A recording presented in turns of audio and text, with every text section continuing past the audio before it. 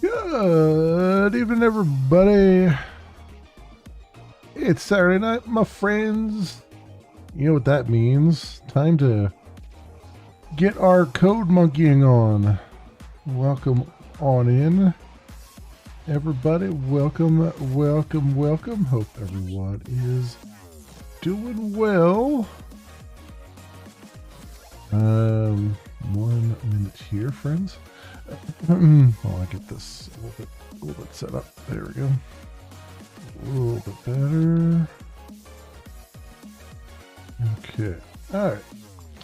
Welcome in, everybody. I hope you're all doing just fine. So, last night we made quite a bit of progress. I think the only thing I have left to do on Chapter 6 here is to finish the plumbing. The things that we marked as to do. So I'm just going to go search for everything that says to do, which we have already here. And I believe we want to look at these first. To create pipeline in the scene renderer.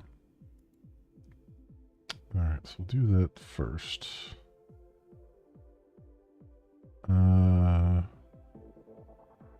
Create pipeline. Alright. So, create pipeline is what? Text buffer structure, okay.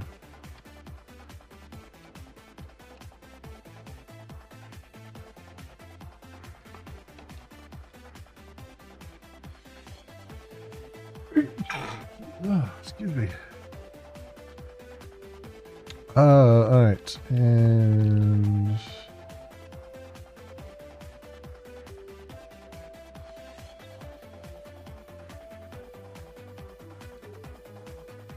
what we got here?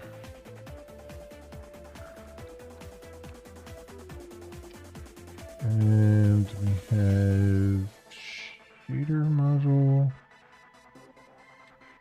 Okay. So to this we have to take, I think it's logical device, and then last shader module, your modules there. Oh, we're getting hit with multiple bots. How lucky and awesome I am. I'll take care of those in a moment, as I do. Wait, pipeline build info. What do I miss this? Share modules, info, and color formats. Okay. So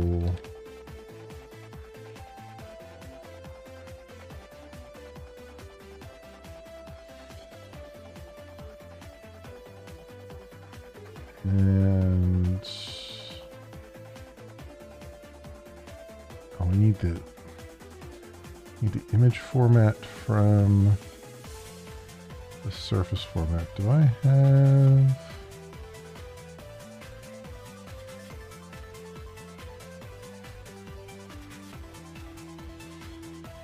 surface format here? Or do I have surface? No. So I gotta pass the surface in.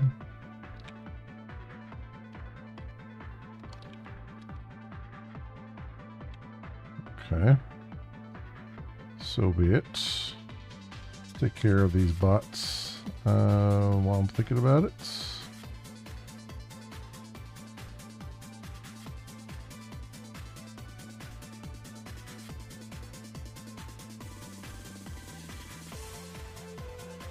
Go.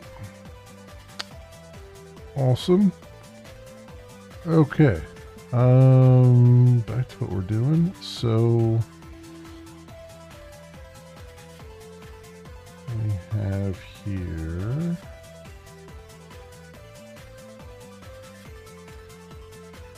Looking at this, so we need to do, so I need to pass the surface in here. Really, I need just the image format, but just pass the whole thing, I guess.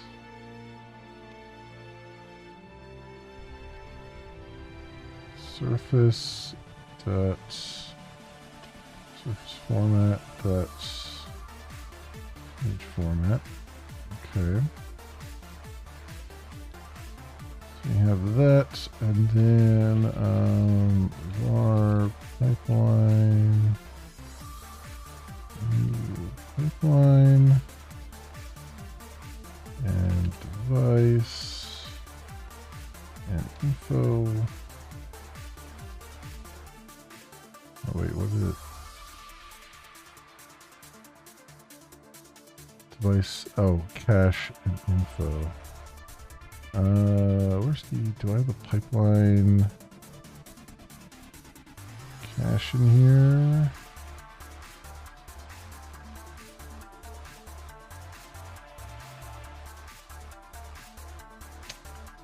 Adult. Okay, so pass the pipeline cache in.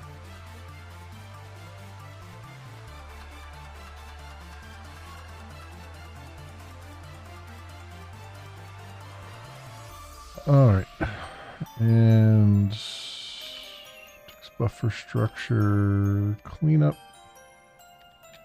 Return pipeline. Okay, so it actually returns pipeline here.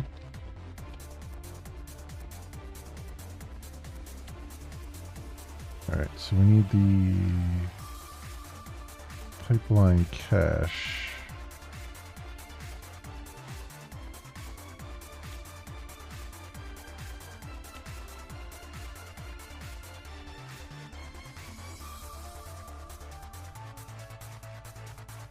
All right, and then what else?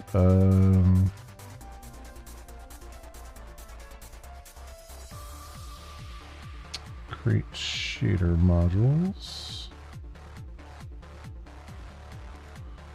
There we go. So create shader modules takes what?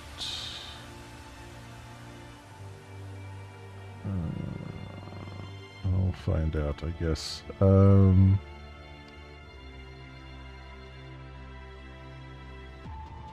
Is shader recompilation.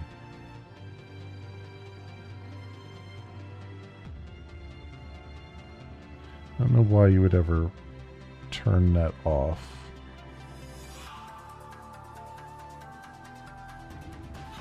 So I'm not going to even have that flag.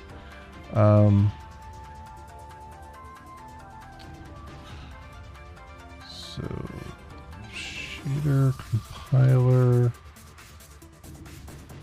shader if changed, text shader file.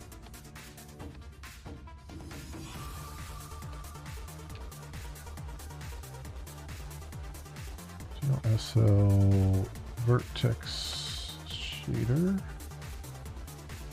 and true, or just for the debug shaders. I guess I could let's set that up here for now.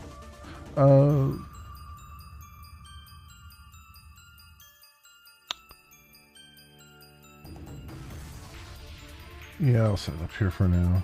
Private static final boolean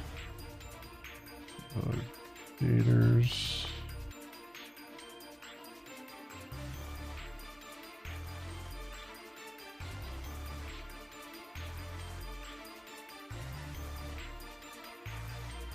Oh, and then shader compiler, compile, shader changed. Fragment shader.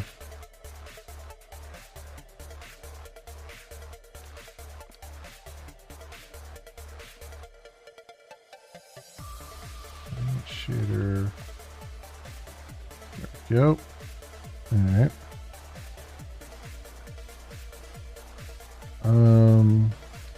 This returns.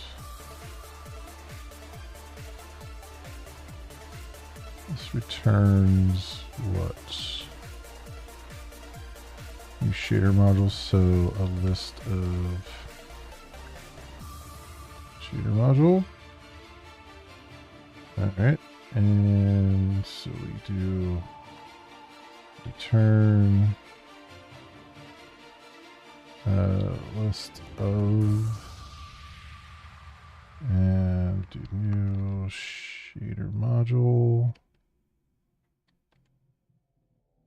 What does that take? Device, stage, and SPV file. Device, stage, SPV file. Okay. So I just need logical device here.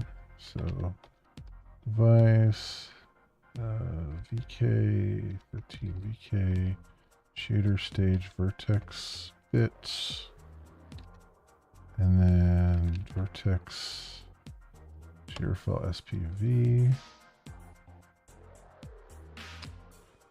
comma, new shader module device, VK13, VK shader stage fragment bits. That's awesome. Okay. So now we just have to call those, which is up here.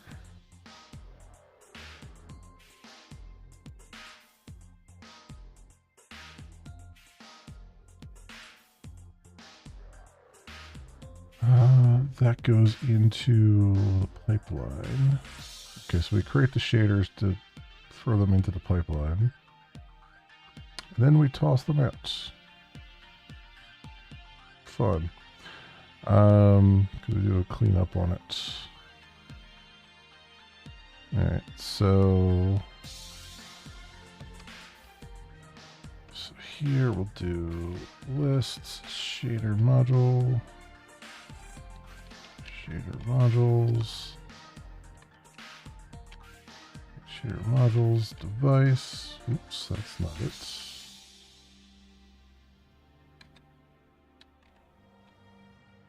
What? Huh? Oh, I don't even bring the device in. Now that's going to be a problem.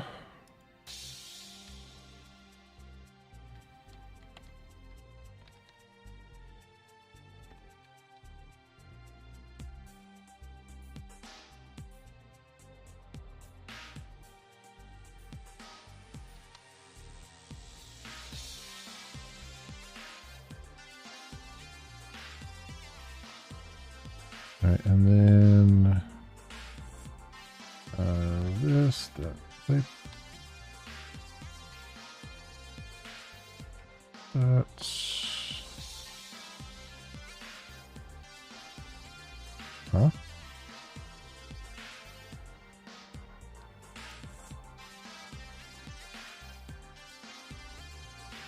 Oh, I forgot to declare the pipeline in here, huh? The final pipeline. Okay.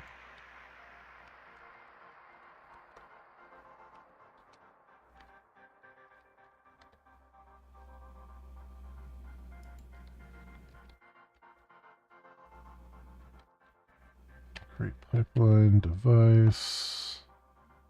Shader modules. And what else? Surface and cache.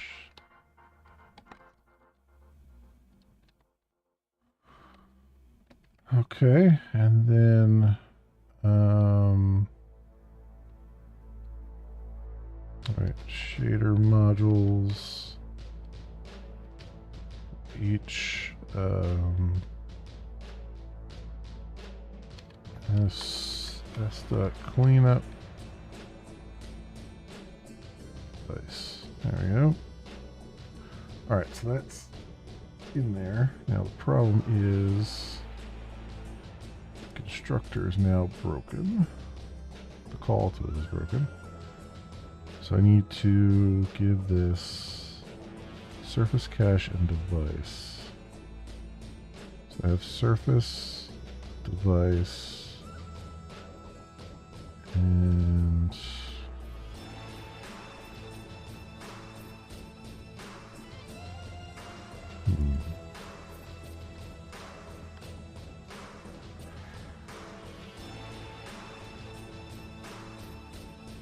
pipeline cache. So where does the pipeline cache come in?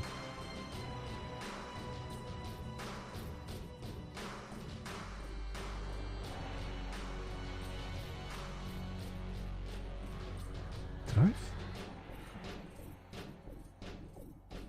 Add miles cache to parameters. Did I miss a? I had to have missed something in here because this would.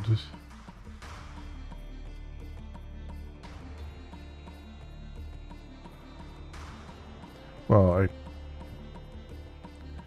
the hell is the pipeline cache created? That's the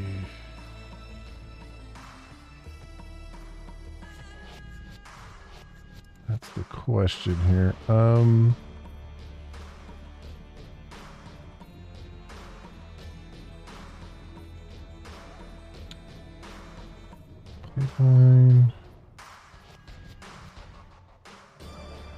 Pipeline cache. Where are you called at? No, not you. You. In window. Oh, it's one of these freaking things. Okay, so device surface swap chain. Device surface swap chain. So then over here I do device surface swap chain. Yeah, here it is.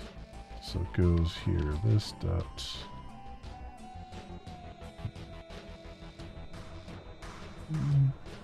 Pipeline cache private final.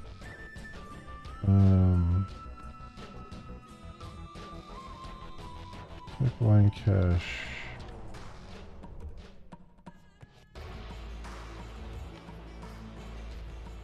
There's new pipeline cache device. There we go. So then down here we can just call pipeline cache. What is the problem there? I have it reversed. That's the problem. Pipeline cache device. There we go. Alright, so that's wired up.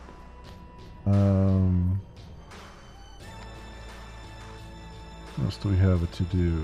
We have a to do on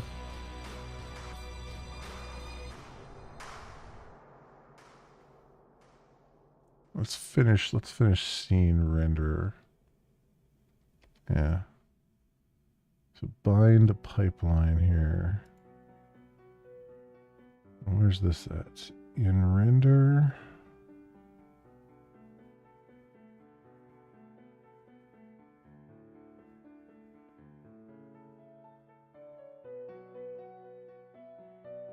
Okay, so VK13 VK command bind pipeline. Okay, command handle VK13 VK pipeline bind point graphics pipeline get ID. Okay. So we've got that. Alright, what else? Add models cache to parameters.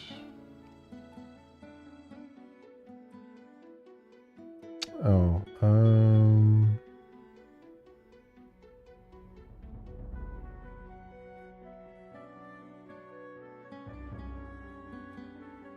So render takes model cache. So I have the model cache here, right? Yes. What's the problem now? Swap chain, command buffer. Oh, I have it reversed again. Model cache, image index.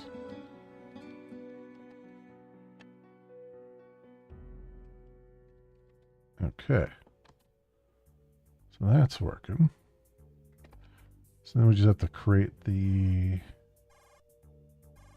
model then, right? Mesh data and model data. Load models. This is in the engine. So where is that here?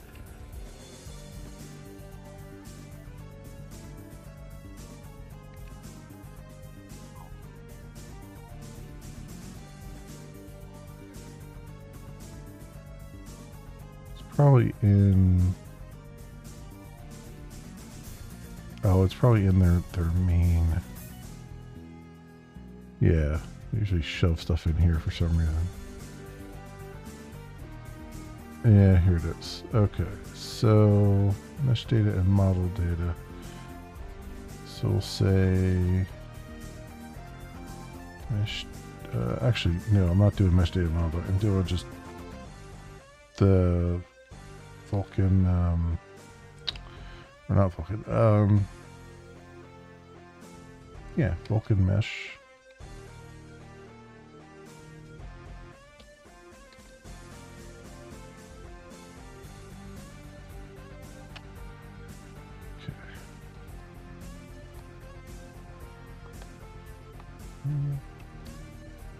Good mesh.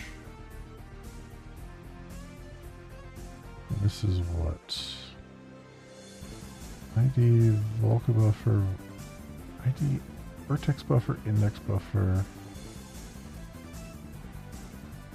number of indices. So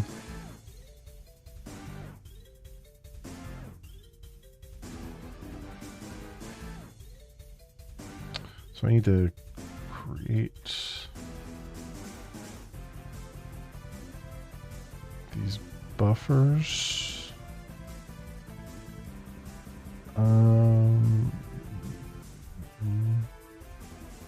No, wait.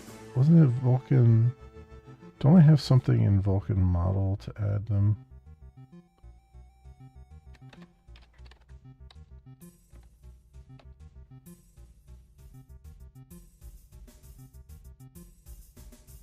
I can just say, yeah, I just have add mesh here, which does all that.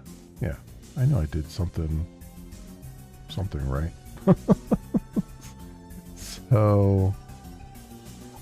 So Vulkan, so just do, not Vulkan mesh, but Vulkan model.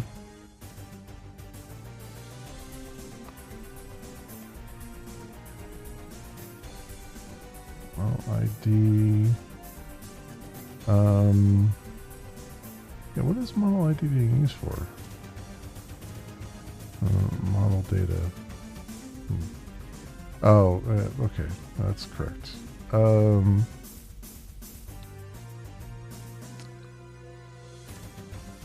mesh itself can have an ID, right? So do this, and then we do model dot add mesh.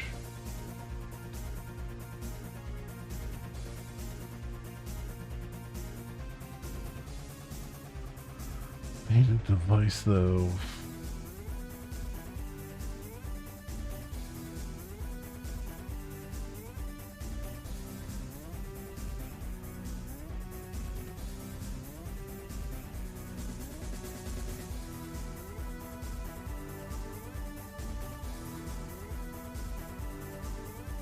Need the device. Can I get the device from the window?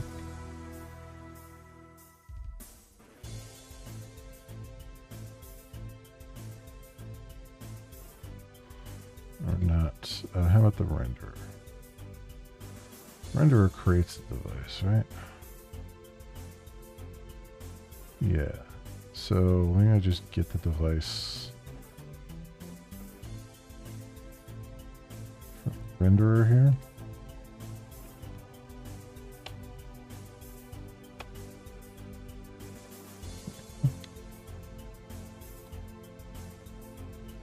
Okay.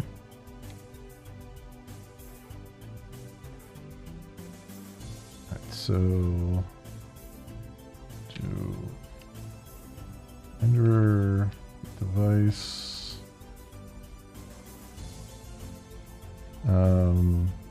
And what do I need? ID, so the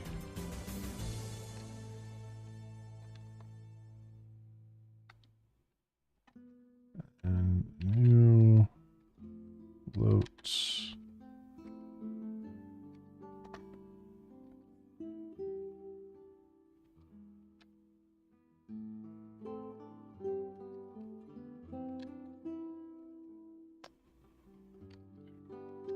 F 0F 0F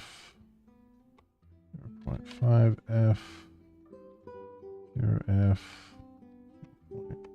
0.5F 0.5F 0F.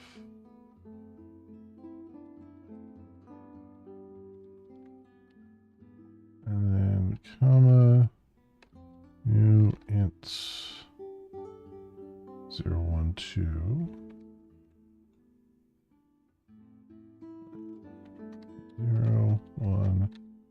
012.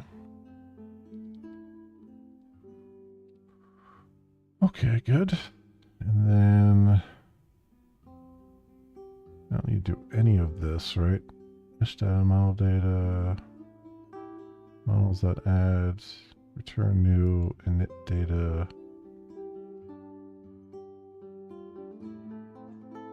Models. What is init? Yeah, sure. let's just throw it into another useless record while we're at it. So that really just needs to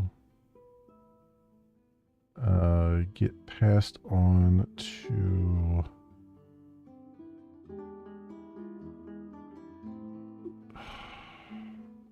where do I pass this? So we've got the model. It should go to the renderer, right?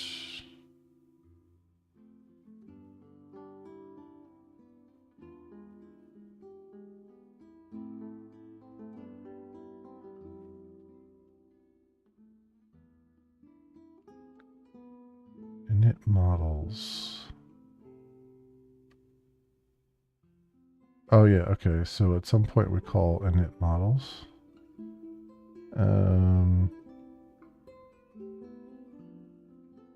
Did they call init models here somewhere? What the hell did they call it?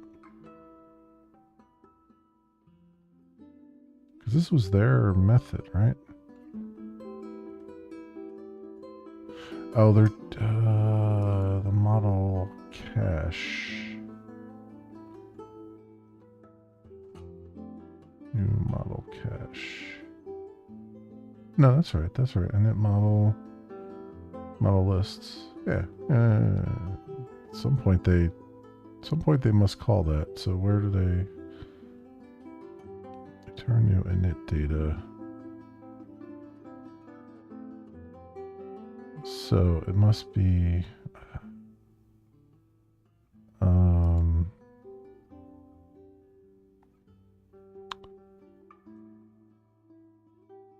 oh, okay, yeah, they call init. So where's this called from?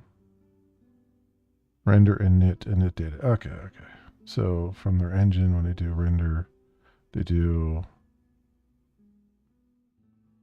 new render and then render init data. So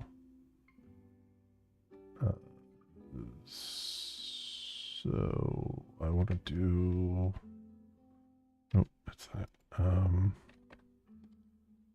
Vulcan engine.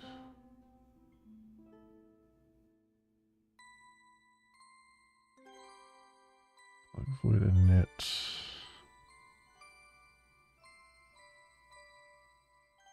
Okay. So that in Vulcan, and see, I used to have the model in here, which makes more sense, but well, actually, I do. No, I have the load model here. Yeah, what am I talking about? I'm in the right place.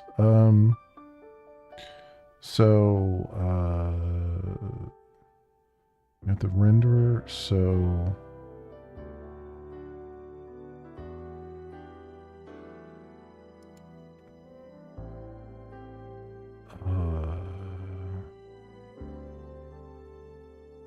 how do I want to do this? So I need to return.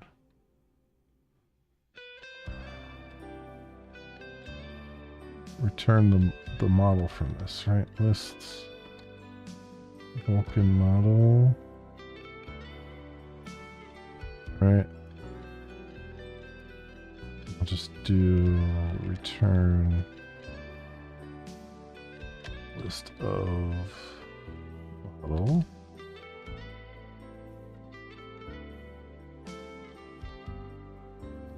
And then here we'll do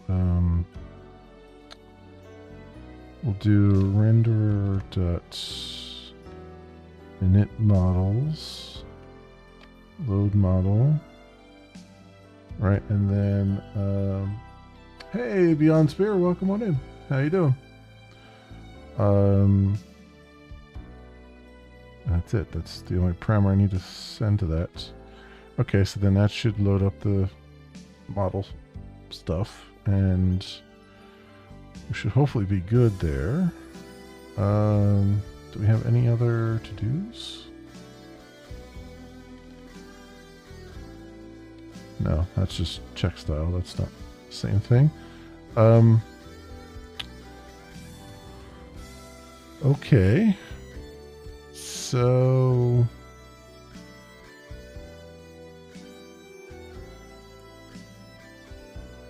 I guess the moment of truth then, let's just run it and see if it actually runs.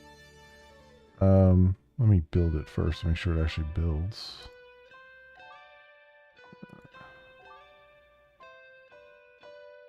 Okay, well it built, so let's see what happens. And it failed. Okay. Oh, I forgot to make the damn shaders. Oh, I have a folder called shaders, don't I? Okay. Okay, so what we're going to do, get rid of all of that.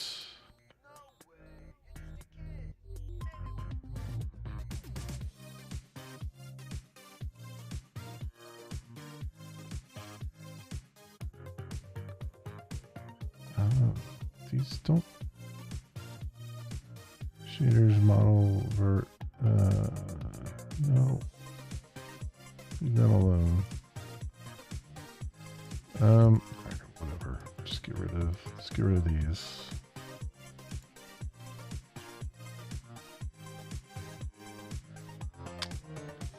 And then in here,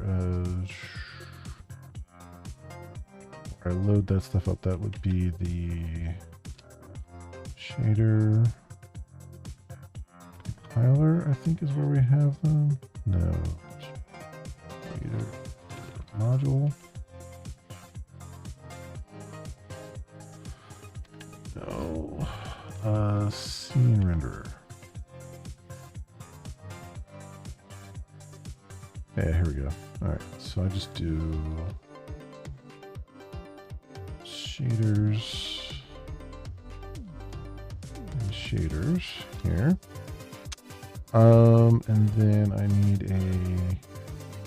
to look at their fragment shader.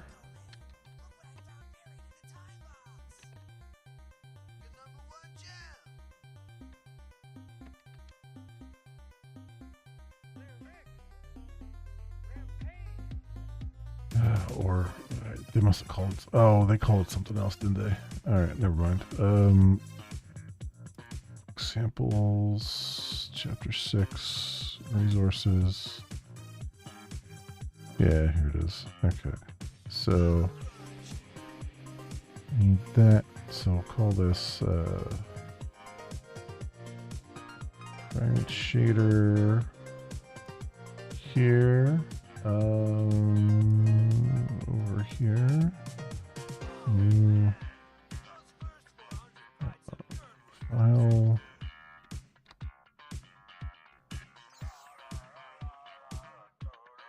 All right. So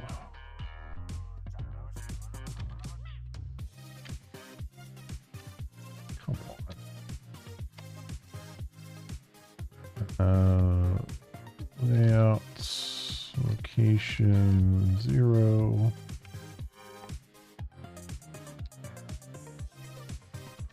Out vector 4.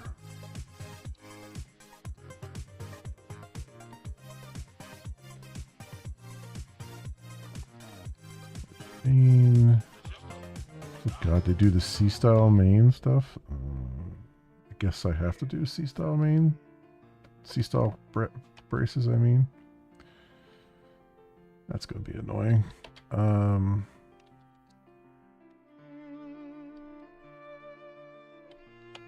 Vector 4, 1, 0, 0, 1.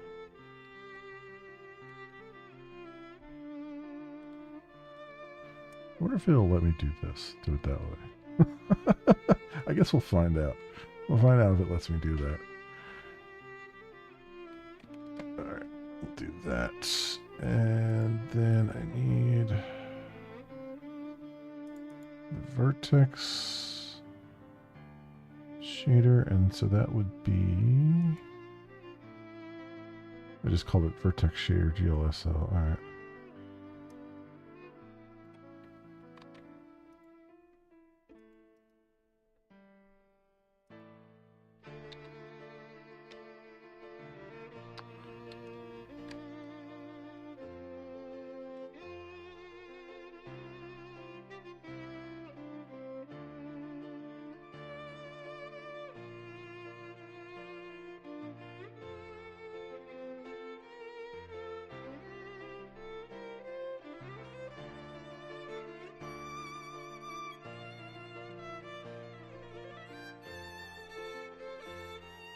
I like that I have actual,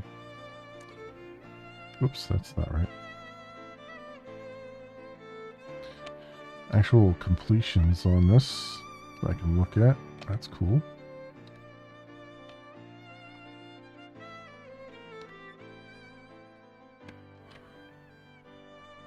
Okay. Alrighty then. So I've got that.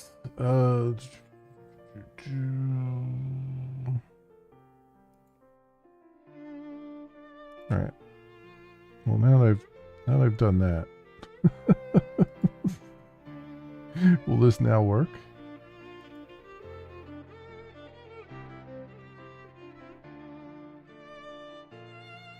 No.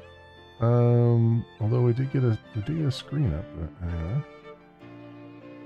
Make this, that's not what I want to do. Just want to make it full screen here. What do we got?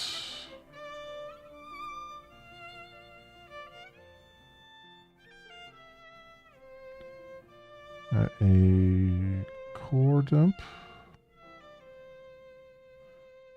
Did I get an error in my log? Vulkan spec states all elements of P command buffers must not be in the pending state.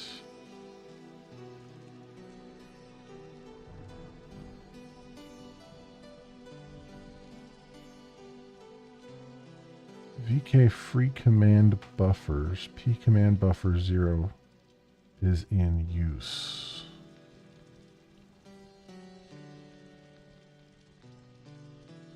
Walk-in render instance. P command buffer 0 is in use. Okay.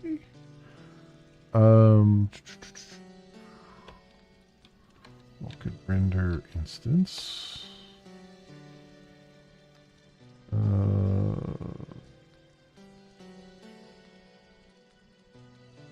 P command buffer.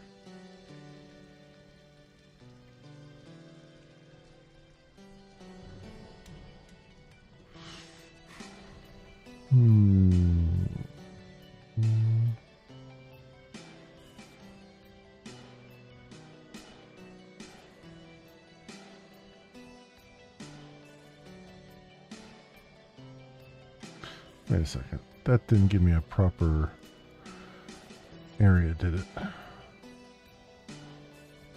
VK free command buffers. Free command buffers. Alright, so...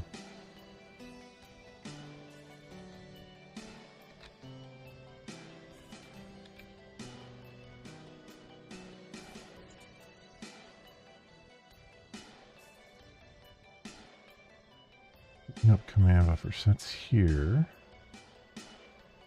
Public void cleanup.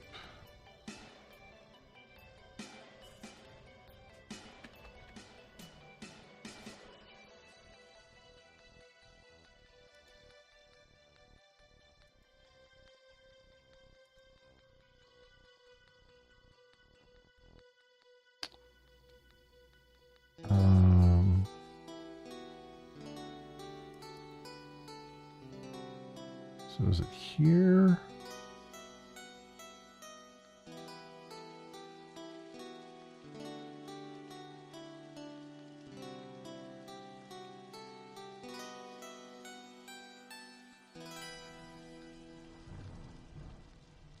Field can be converted to a local variable. Fun.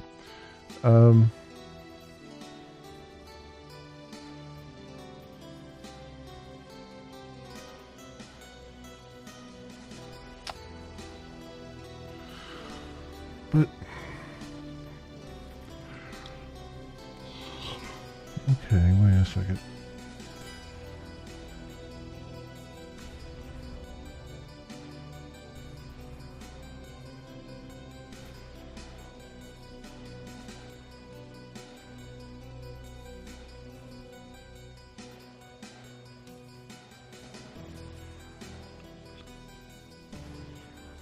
So I'm guessing it's here where the error's happening. Let's try to debug.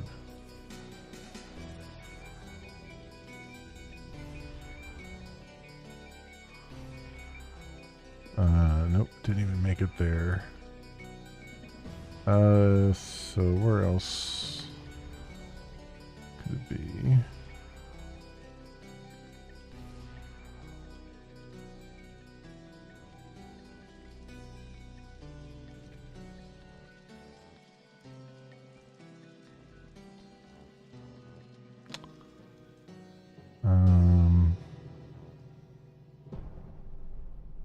Model cache, maybe? Because it seems like it's happening like very early on.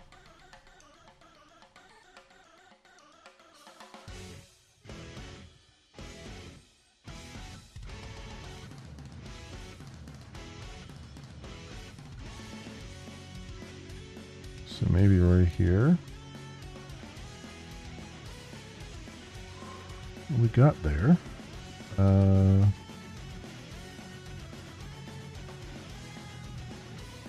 That's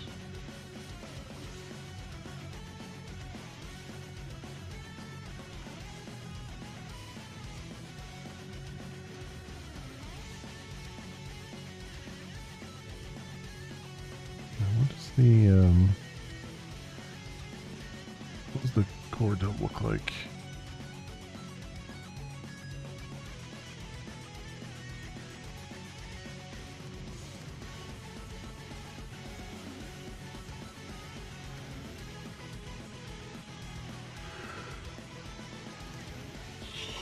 Tell me the Java stack here.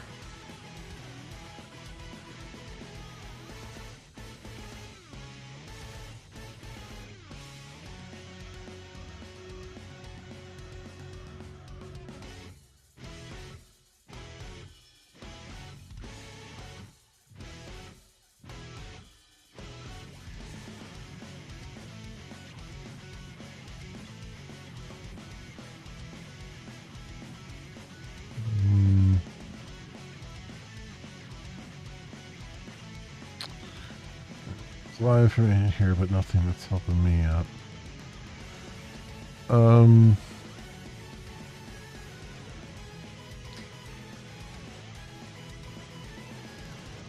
What was it doing?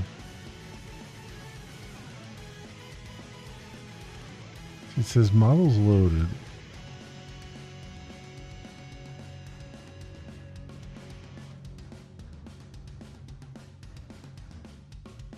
It prints out the models loaded message.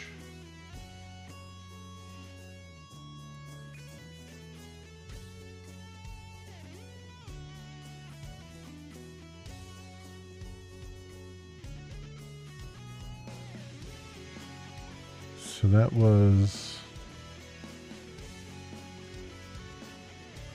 before all this. So then we're calling model cache load models. We get to submit and wait. So this is the model cache. Did I miss a step in here? Models cache.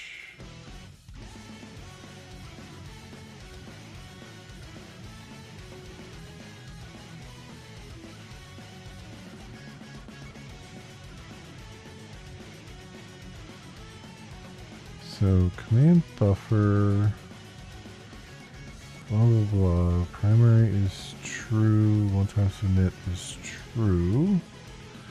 Begin recording.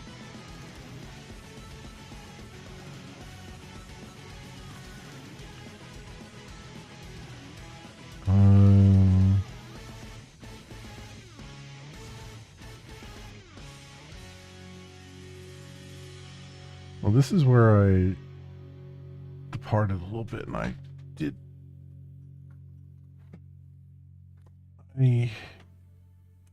did all of this stuff ahead of the loop because it didn't seem like it mattered.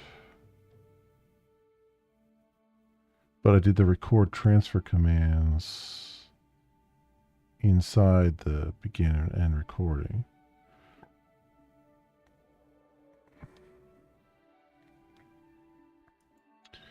So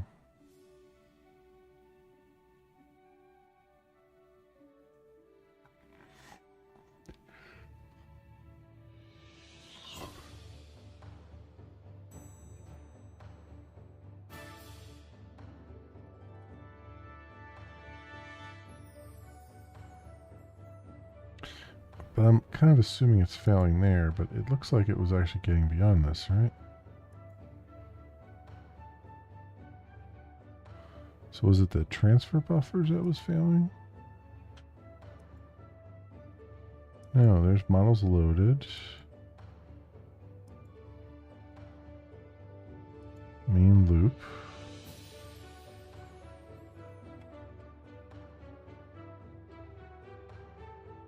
Huh.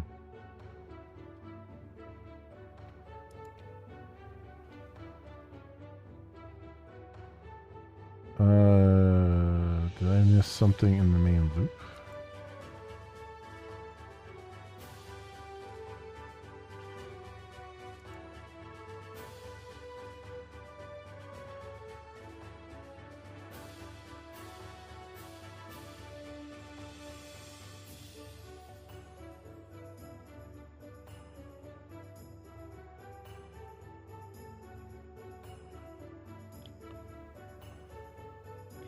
Update render.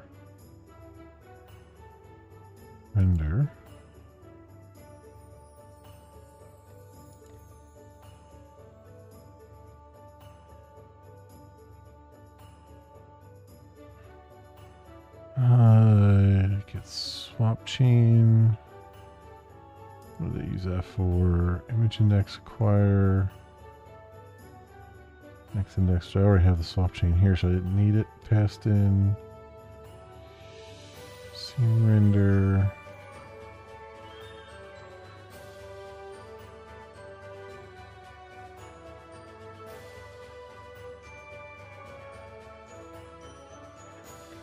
First start recording. So is it here?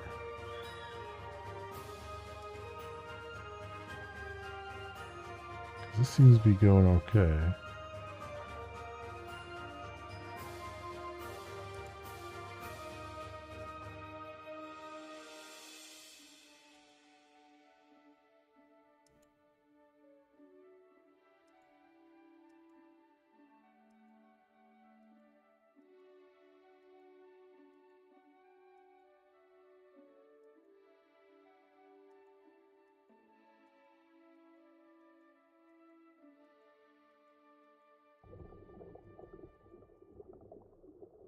Oh, and that's crash there.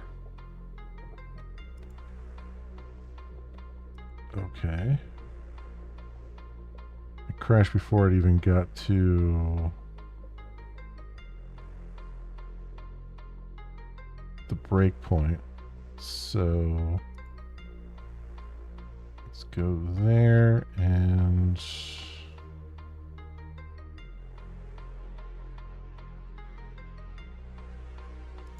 here maybe. Alright, let's go try this again. So wait for fence, start recording, render. Render, wait for fence. It doesn't make it to start recording, so current frame must be something crazy here. So let's do that again. Alright.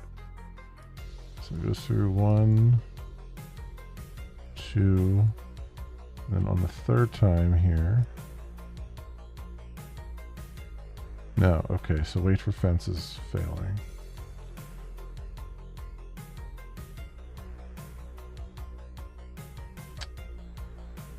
Fences get current frame. Let's try that. I'm guessing current frame is just going to a place where it shouldn't be.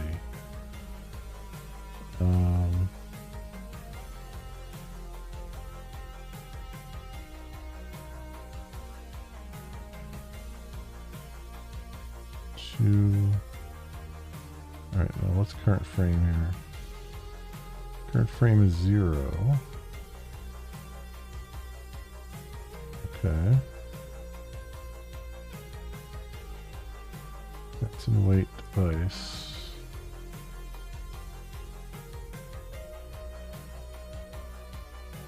Okay, so the fence and wait, or fence wait.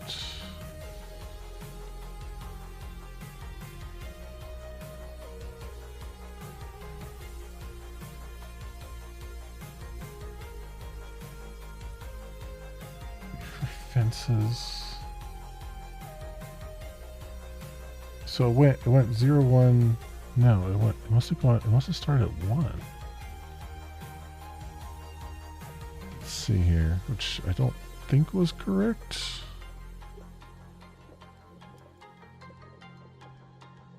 Now current frame is 0. Fence's size is 2, so it should be 0, 1. 1 and back to 0, and it fails in the fence wait. Okay.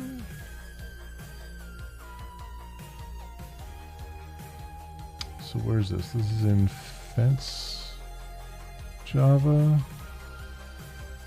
They changed something subtle in here. Fence wait.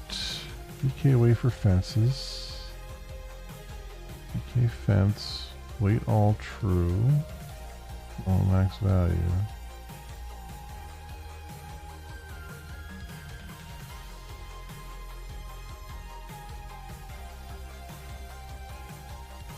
So that's all the same. And what's the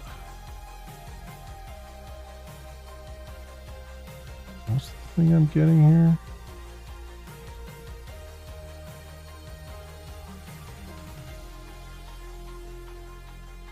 All elements of P command buffers must not be in the pending state.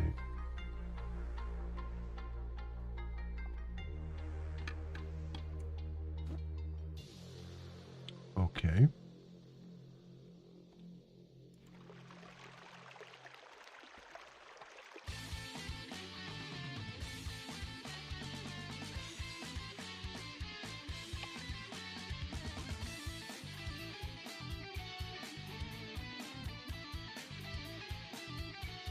Alright, all elements of P command buffers must not be in the pending state. Pending. Queue submission of a command buffer changes the state of the command buffer from the executable state to the pending state. Whilst in this pending state, applications must not attempt to modify the command buffer in any way, as the device may be processing the commands recorded to it. Once execution of a command buffer completes, the command buffer either reverts back to the executable state, or if it was recorded with VK command buffer usage one-time submit bit, it moves to the invalid state. A synchronization command should be used to detect when this occurs. Well, if I'm not mistaken, we are doing the one-time submit bit. So, sounds to me like these are supposed to be cleared out. Hey, Tech, welcome. Finding more and more things to use for 3D printer. My list is getting big, and now I'm making it harder to pick what I want to get next. That's a good problem to have, I think. It's a very good problem to have.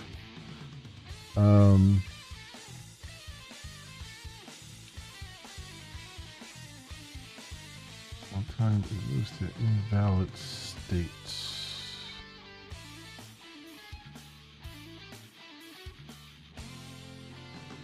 And once it goes into invalid,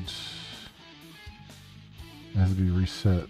So other than VK command pool objects, destroying or freeing any object or memory that may be accessed when the command buffer is accessed will transition the state of that command buffer to the invalid state. The command buffer must not be in a pending state when this happens. Command buffers in the invalid state can only be reset or freed. Okay, so I am clearly missing like a free or something. VK free command buffers. It's getting called from VK free command buffers, which is what's throwing me off, because that means I'm trying to free it, but it's like this is in a pending state. So either something's not getting submitted, or let me see. Hey, is Alex? Welcome. Welcome on in. How you doing? Let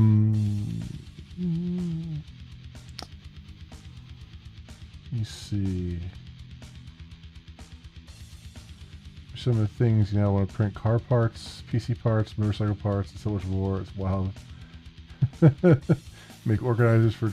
I know, right? It's like you catch that bug, you're like, well, now that I got these little test things working, let's think about all the things that we could build now. I mean, that's kind of the exciting thing about the 3D printing stuff, is that you can just be like, I need like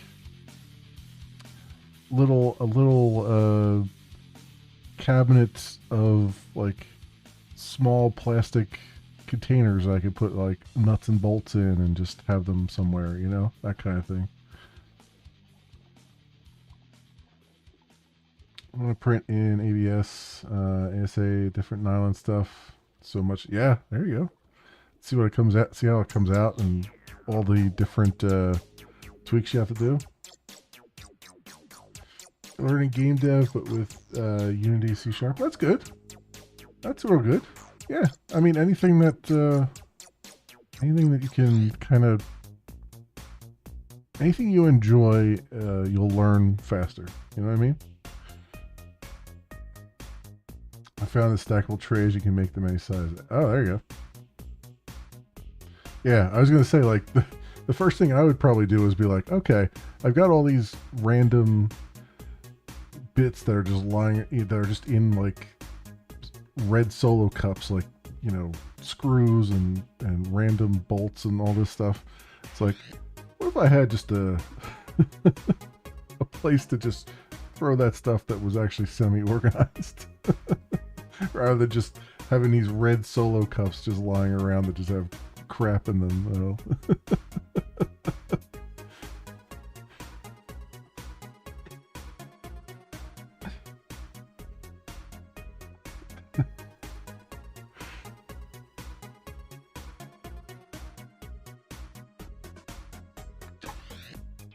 Been trying for like 6 hours to download Unity Editor. Now I got an idea. So oh yeah, there you go. Go for it. Always. Yep.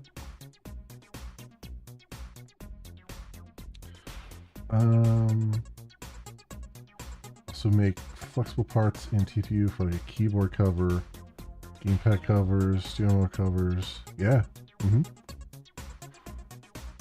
Yeah, probably even nicer thing there too if you're using like you know, for the keyboard stuff, you could maybe even like have like a adjustable shelf to kind of put your keyboard on, to kind of, you know, have it be different heights and everything. What game am I trying to make? I am probably leaning towards a space game. Actually, I am leaning towards a space game, but I am not really. I don't really have much of an idea beyond that. My goal has really been to just learn how to do the engine, and then once I've learned how to sort of get an engine going, then from there I was going to kind of just figure it out, you know. Just kind of play around with some stuff. Yeah. It's I don't really have a plan beyond that. Because at the end of the day, I'm a code monkey, and I enjoy just writing code, and games are so much more than code. There's audio, there's you know, art and all that stuff, and I'm not good at any of that.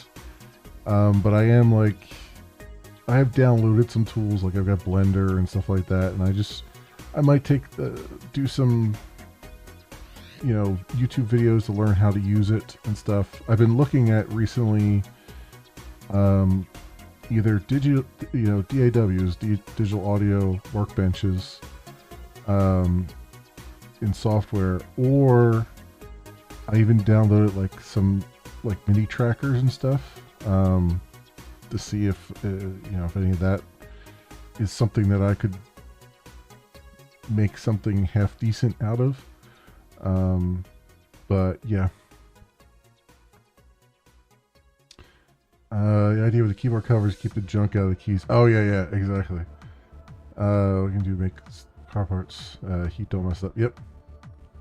I say I found 8 places to search for like car parts and more to find almost any car part. There you go. Am I using JFrame? No, I am using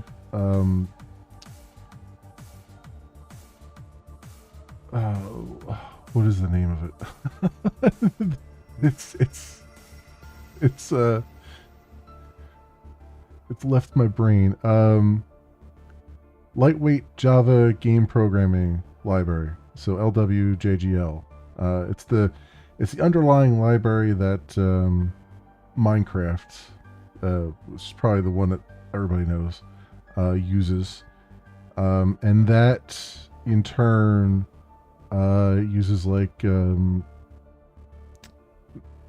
GLFW, which is like a OpenGL kind of thing, sort of, to do window management. And then, you know, Vulkan for the window management and stuff like that. So it's got, I basically just have a window that's empty, and then I just control the stuff that's inside the window, essentially. Yeah. So I'm not using swing stuff or anything like that. I'm using whatever is under the covers for the game programming library, which is GLFW, I think is what they call it, which I thought was OpenGL's thing, but Not entirely sure. Okay.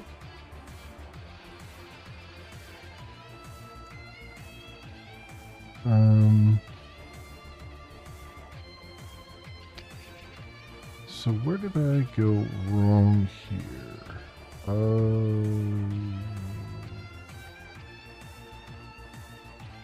What was I looking at? I was looking at... Well, it looks like our shader's compiled at least. I'm guessing I can't... I'm guessing these are binary. They probably are.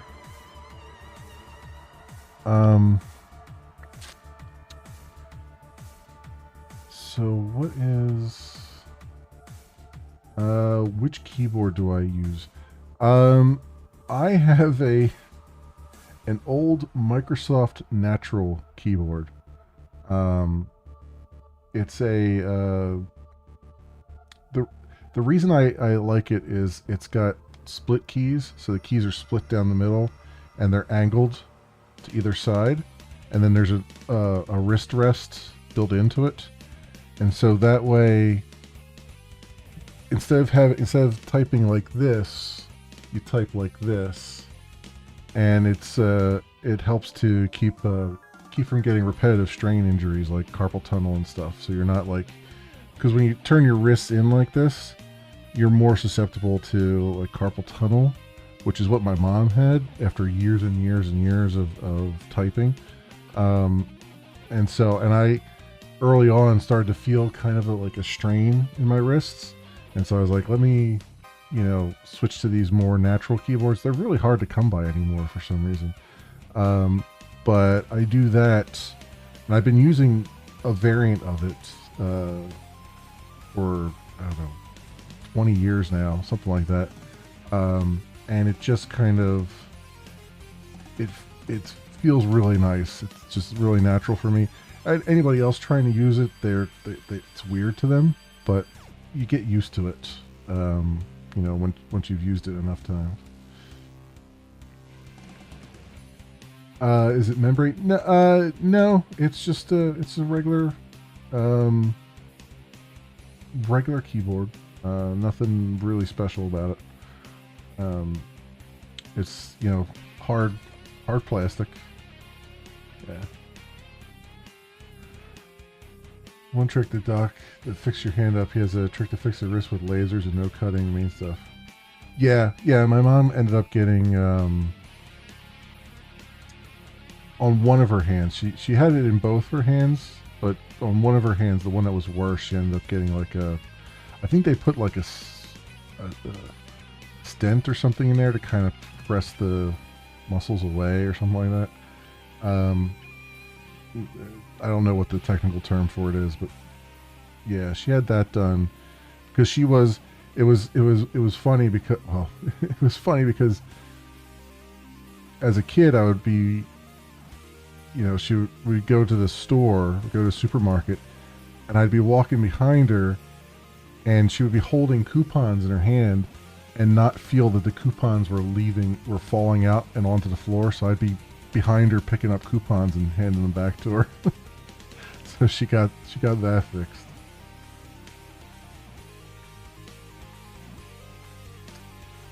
Yeah, no problem, Xiox. No problem at all. You fix people with it and they never had issues for many years. I am from Pennsylvania. Most bad docs cut the 110 and make it worse. The doc I had, he fixed people that had that done and used the laser with. Yeah. I don't know. She got it done probably in the 90s. I don't know what technology they had at the time, and I don't even know if her insurance would have covered anything. But yeah.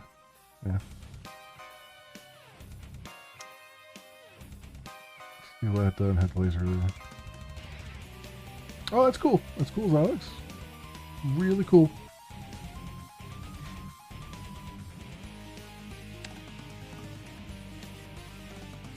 Go in and use the laser to clean the tendons up and heal and smooth them. Ah, gotcha.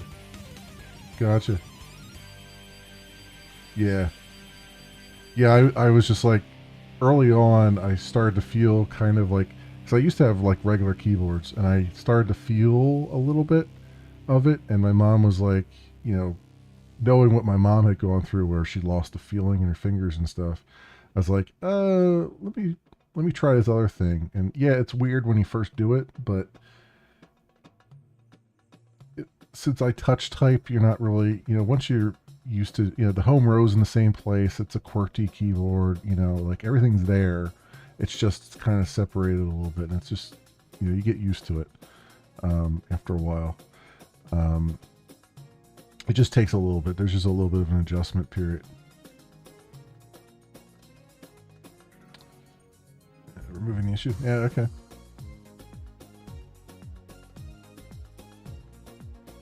Feel bad for you. This intelligent, brilliant guy's trying to develop a game, but no one's watching. Oh, it's no big deal. It's no big deal. I'm more than happy to I've streamed. I've been streaming for since 2014, mostly to one or two. Actually, most of that time was to 0 people, and it doesn't bother me. I just I enjoy just doing it. The analytics and stuff don't bother me. My dad had a dock that cut the tendon. My dock fixed, and 20 years later, it was still good. Oh, there you go. There you go. Yeah, it's like, from what I've heard from,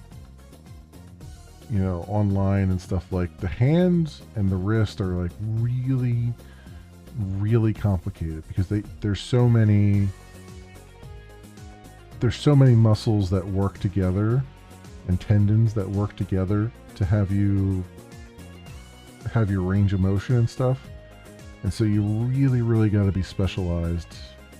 Like if anybody gets like a hand injury or something, they tend to like try to find a specialist who just does hands, because it's so like very precise work. If you do it wrong, you mess up a lot of stuff.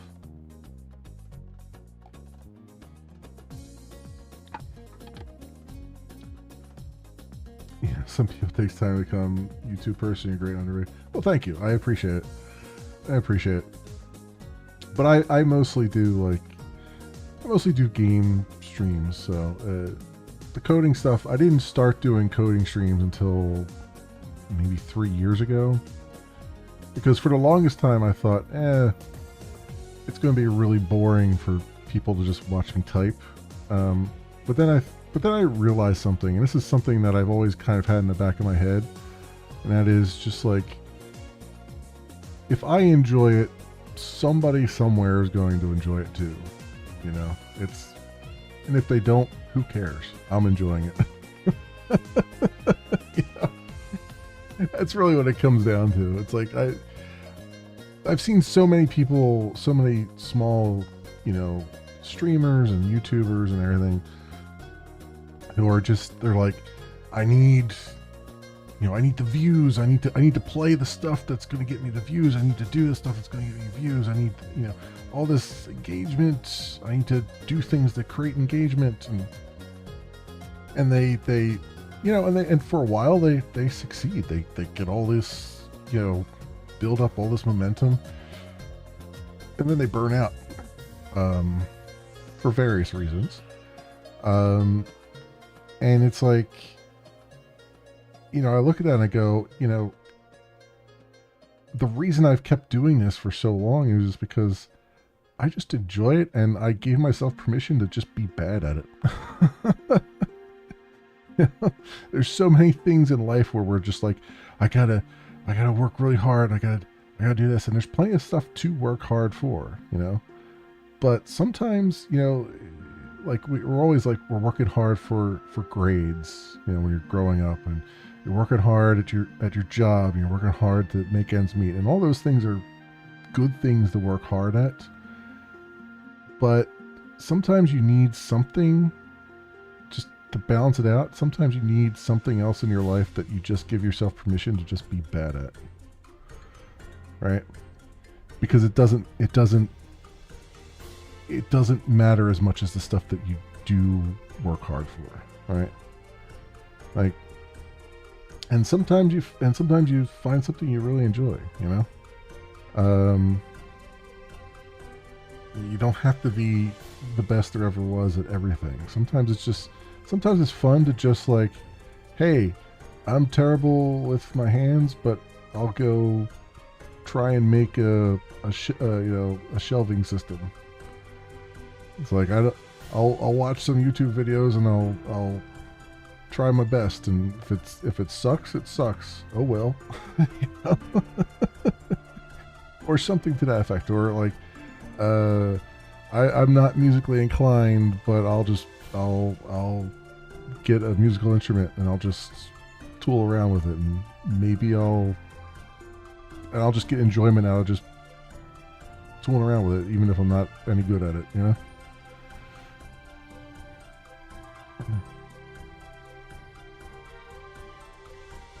So many freaked out over all my years of streaming that I all love. It's just about talking to people and people from all over. Nobody else cared.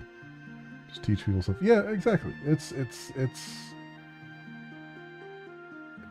I think the thing that I think the biggest, well, one of the biggest problems nowadays when it comes to streaming is that we've lost sort of that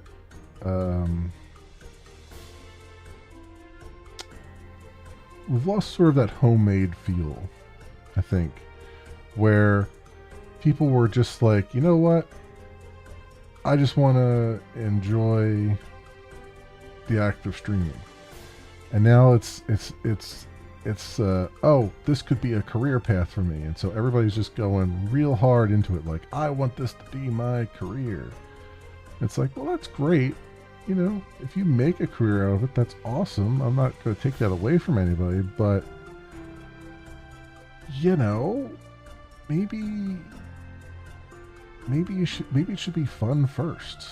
And then if you do find something that's really fun and you can make a living off of it, then great. If not, you know, it's just weird.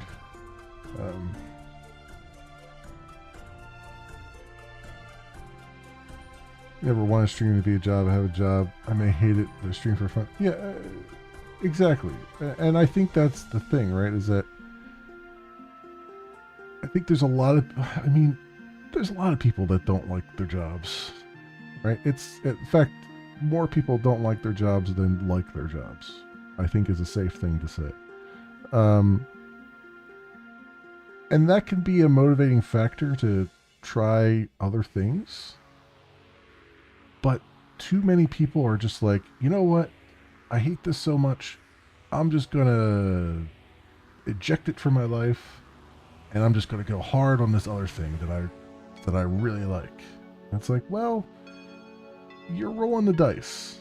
And the odds are really, really against you.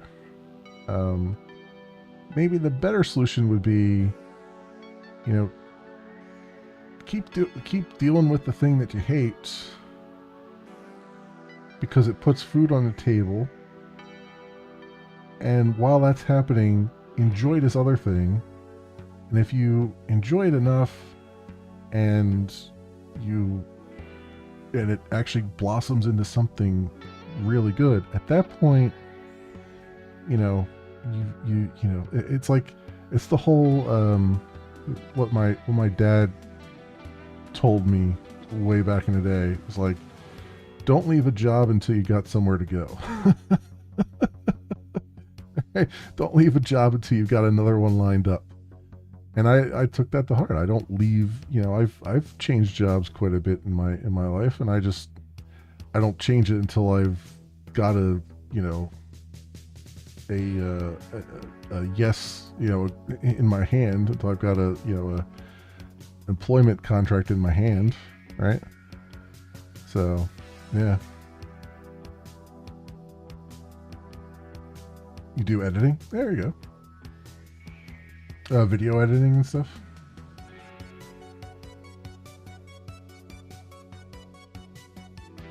So yeah, I mean that's just the way that I've looked at it. And there's been a lot of people. There were a lot of people, particularly early on when I was doing, you know,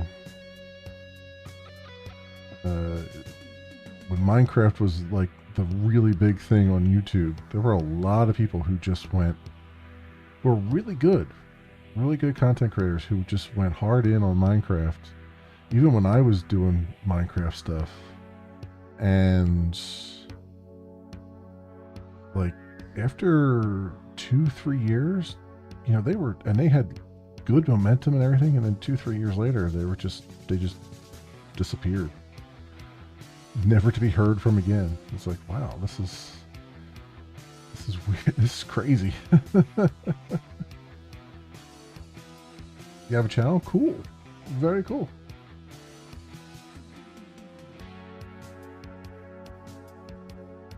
Okay.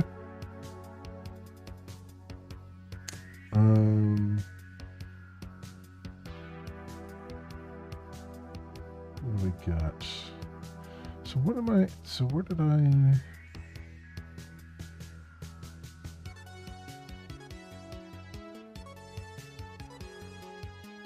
So somewhere in here...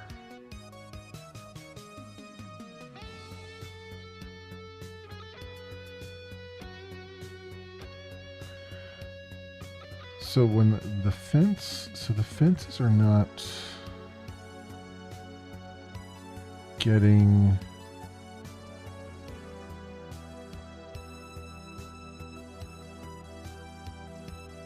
cleaned up. So we have fence weight. Fences get current frame. Yeah, wait for fence in Vulkan render. So where's that at here? Wait for fence. Fences, current frame, fence weight. So I got the same thing. Although they're passing the current frame in.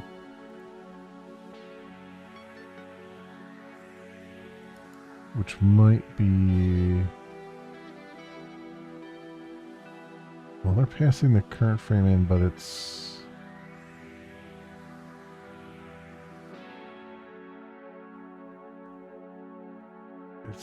It's a class variable.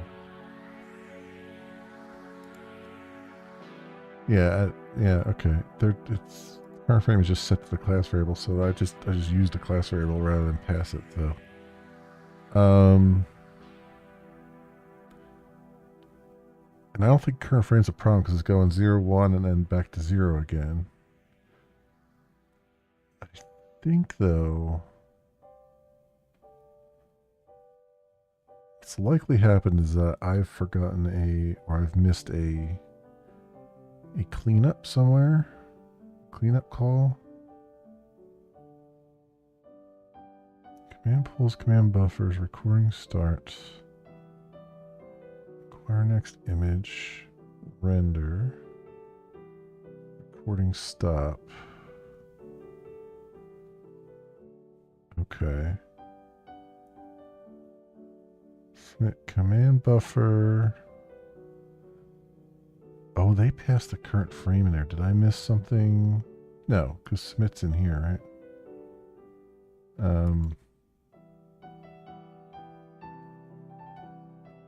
So fence, get current frame, fence reset. See, they're calling reset here, and I'm calling reset. Or they're calling reset, I'm calling reset. So that's there. So... And we're doing one stack, type default, command buffer, get command buffer, wait semaphores, stage mask, semaphore,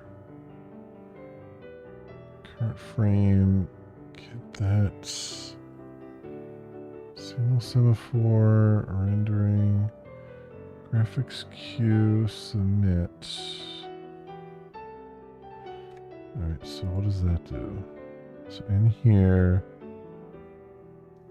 wait semaphore.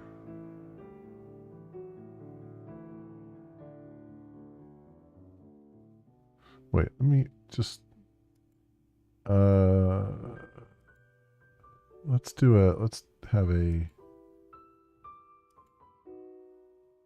sanity check here.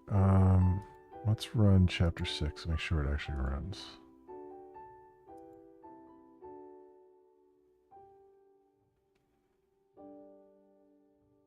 Oh.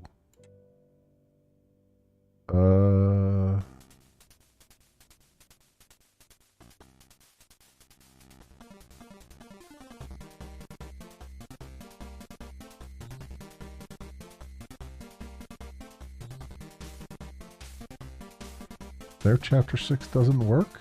Well, that's fun and awesome. Values true. Selecting physical devices. 3 physical devices. Vulcan surface, Vulcan swap chain. Here, command pool. Shader.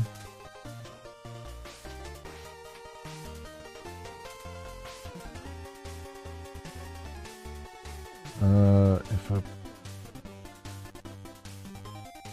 create infos, P stages for 5, push constant are used.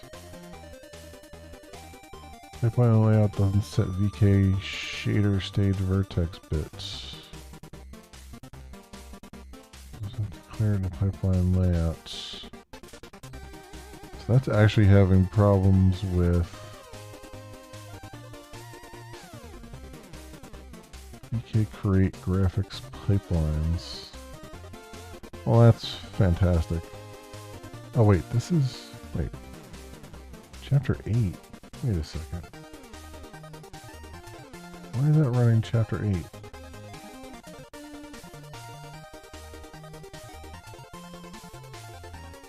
Oh, I had the wrong working directory. Whoops.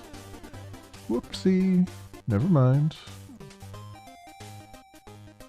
Okay, so their sample is working. It helps to set things correctly. All right. So that was the sanity check. Theirs is working.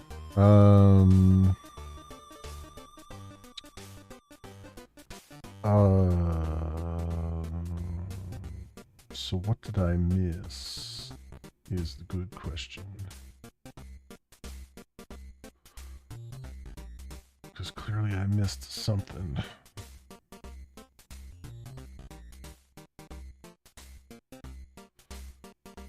There's gotta be surrender somehow. So we're calling the fence reset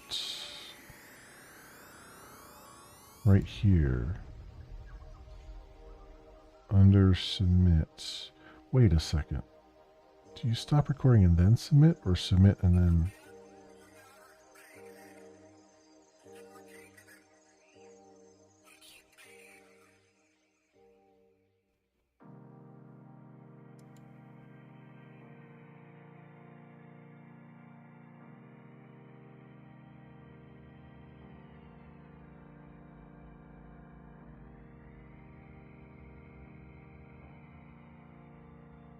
Wait a minute. Where? Okay, here's where we are. Render. We're doing current frame, max in flights.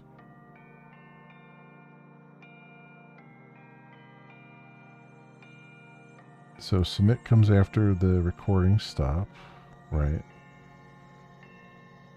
And then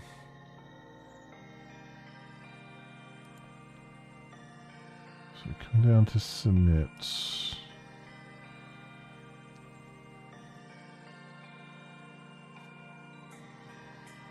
Fence reset. Let me just make sure. VK device. VK fence.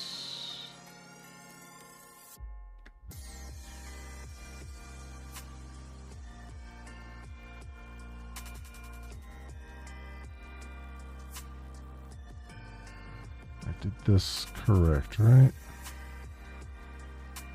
Signal bit. Knock long, create fence. That's info, no. Buffer. Forget 0. Okay, so wait for fences ID.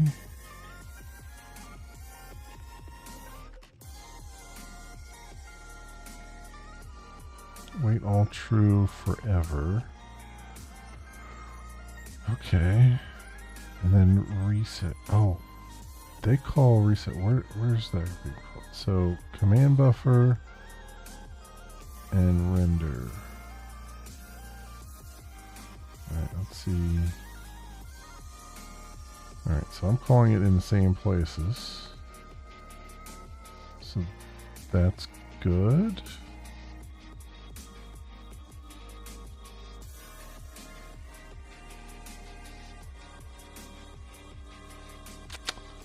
So, submit.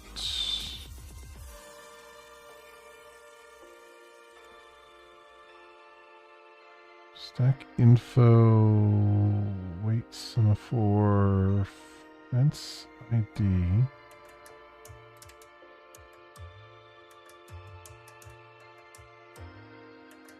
No handle.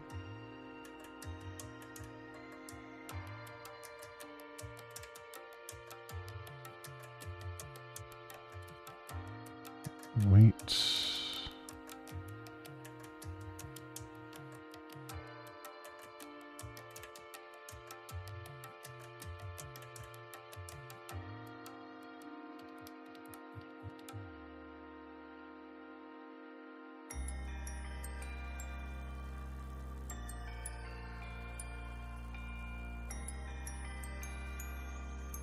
Okay.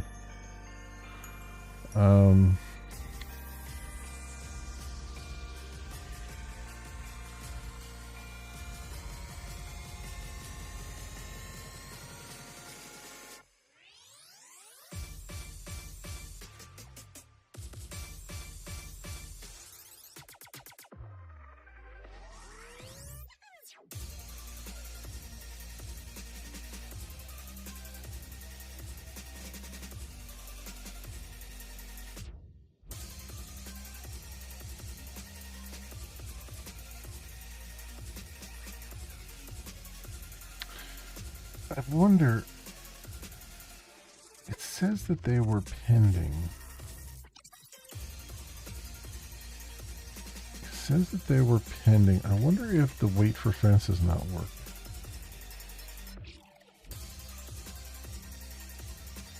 So an executable went pending, and then once you do the one-time submit, it should go to invalid. And it sounds like it's still there in the pending state.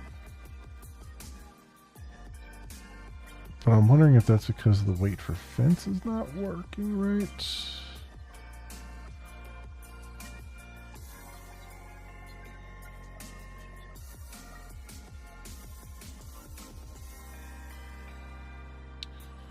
BK device long, boolean, long.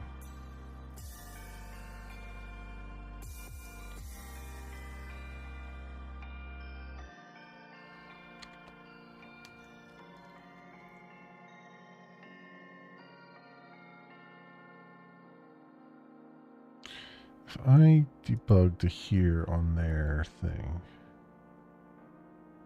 current frame is 0, 1, 0, 1, 0.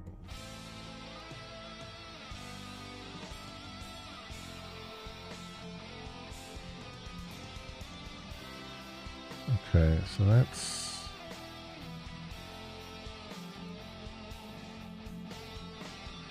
working.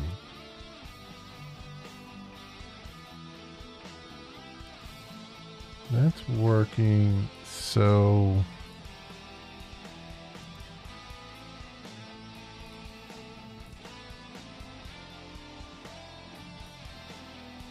where did I go wrong that that's not working for me?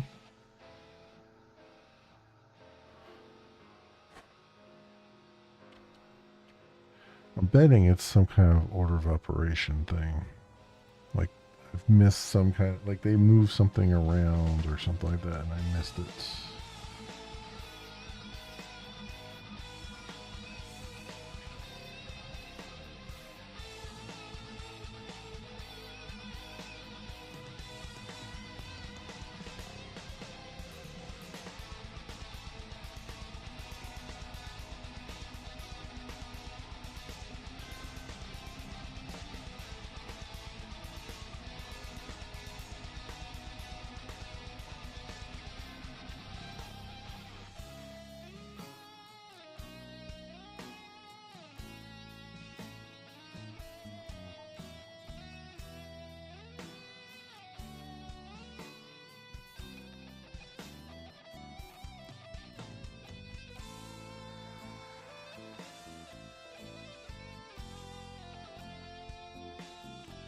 You see what's going on here.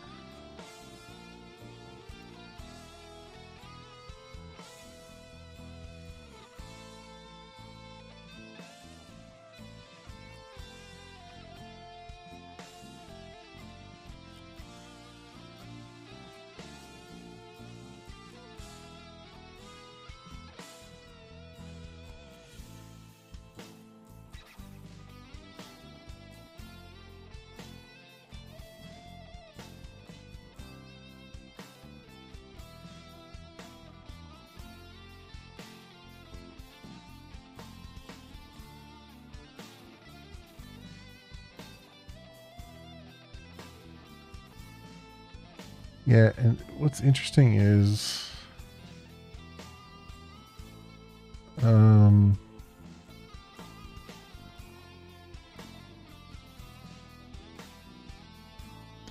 I put a breakpoint here in theirs.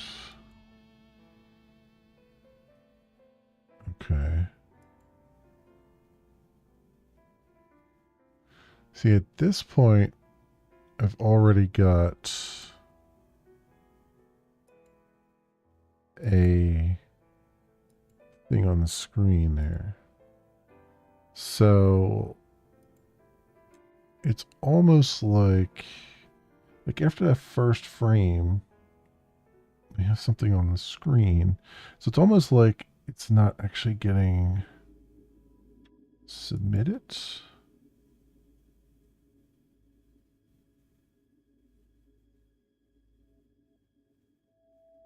At the end of this.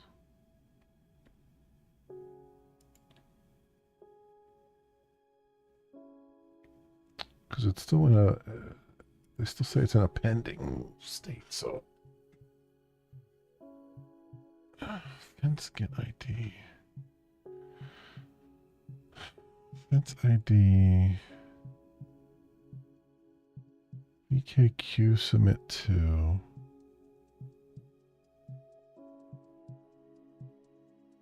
Info. So VK submit info to. Collect one stack, type default, command buffer infos, signal semaphore infos, wait semaphores does not equal null, info p wait semaphore infos, wait semaphores.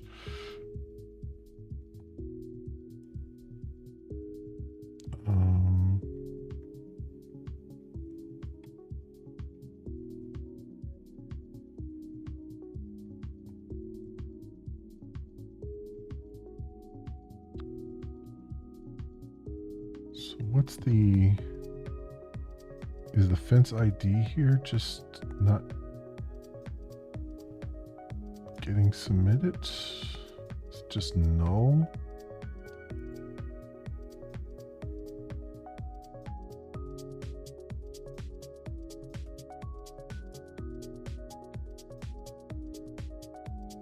Oh, there's a fence ID there.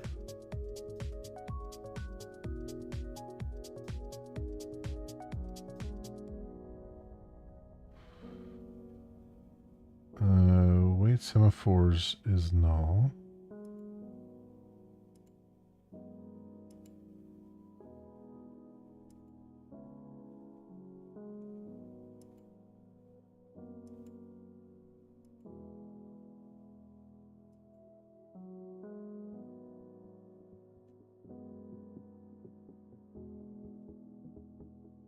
Wait semaphores is not null there.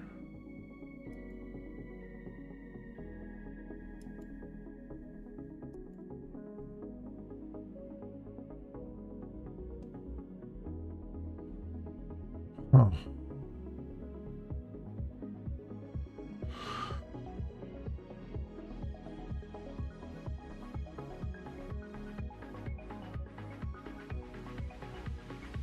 So the first time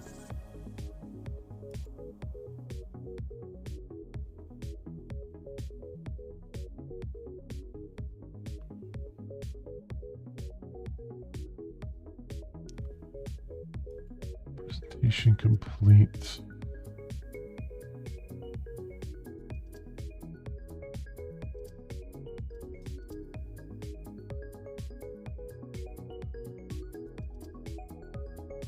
A second VK.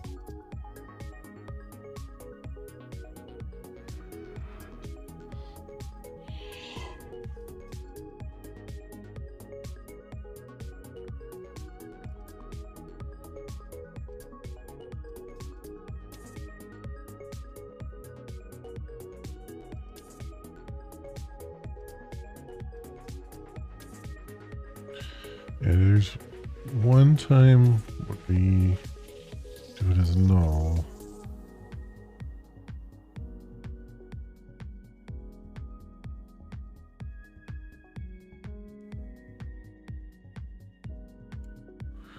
So if I look at it here.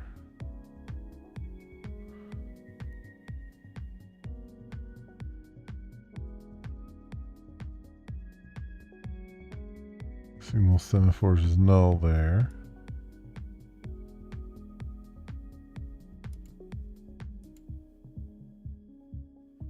And then it has one for this one.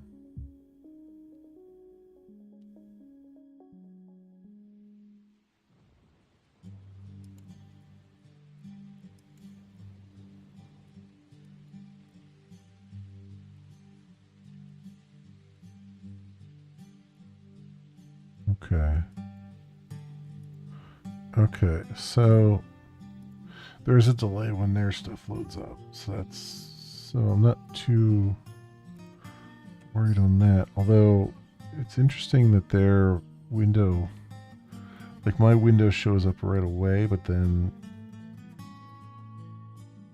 theirs doesn't. It's like it's delayed a little bit.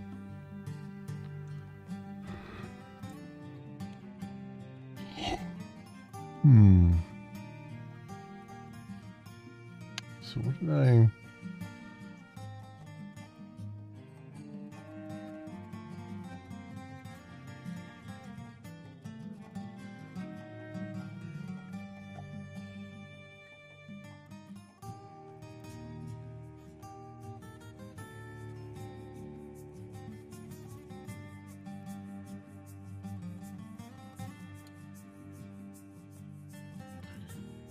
Acquire next image is in render here.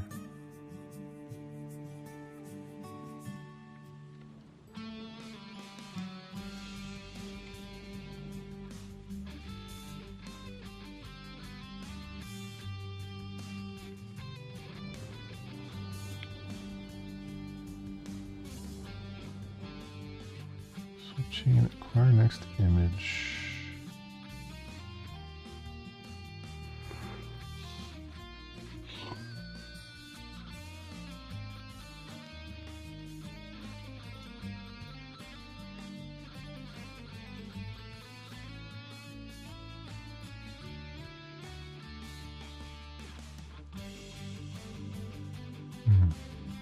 Let me look at model cache here.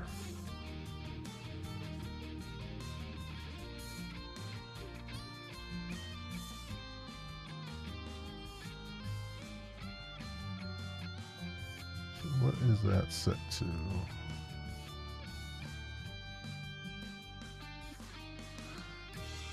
Model map has a size of 0.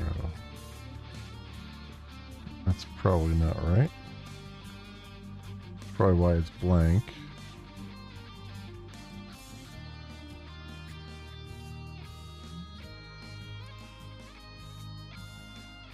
Alright, so the model itself is not getting into the cache. So that's probably half my problem.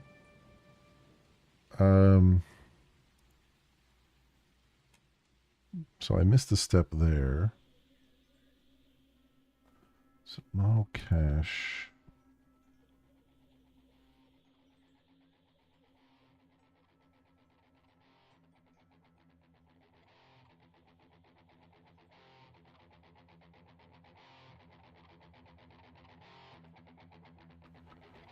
Model cache is new model cache.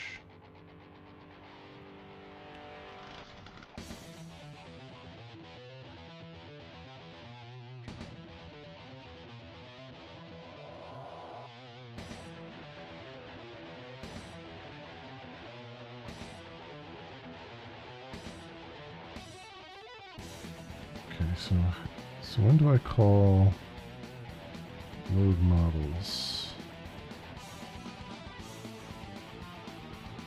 from init models? Wait, why does this say no usages? Didn't I call init models? Here it is. Yeah.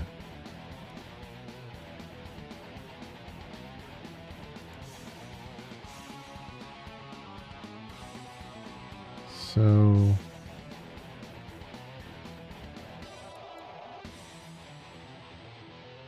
cache has been created. Load models.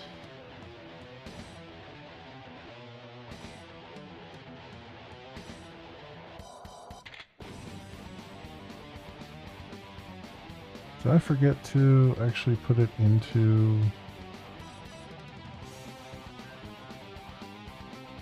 the model map?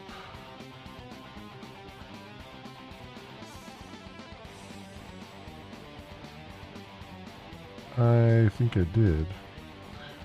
Model cache. Where are we at here?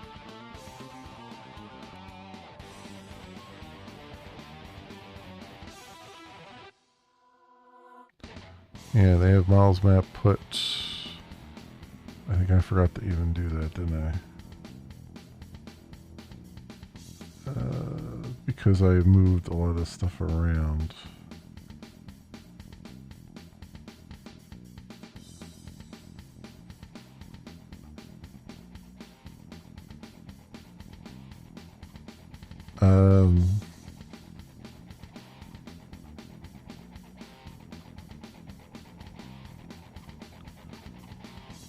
So where do I put that at is the question.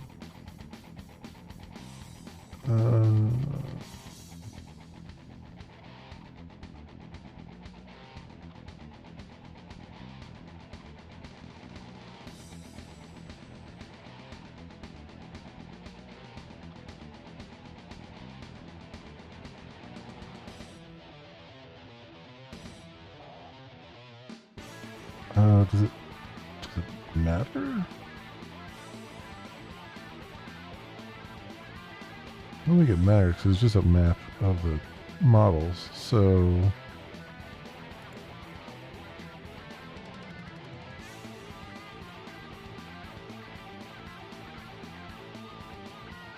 I also don't use the staging buffer list, do I?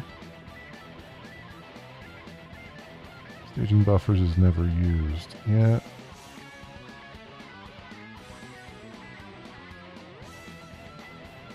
Yeah, because I have the transfer buffers there, so I get rid of that. Yeah, I just forgot to put them in there. So I can do is just say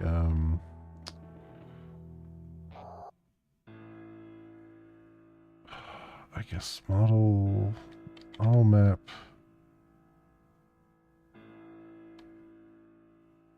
dot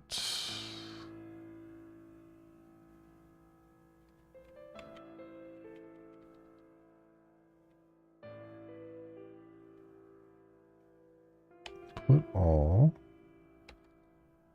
model lists stream map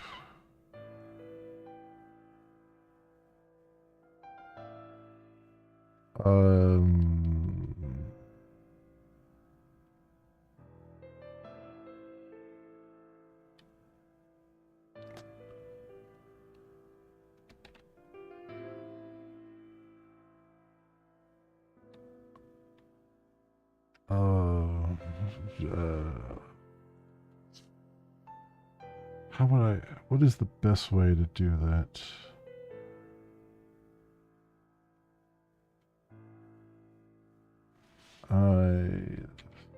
Lambdas again.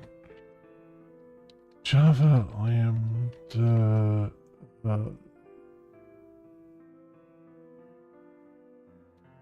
populate map from lists.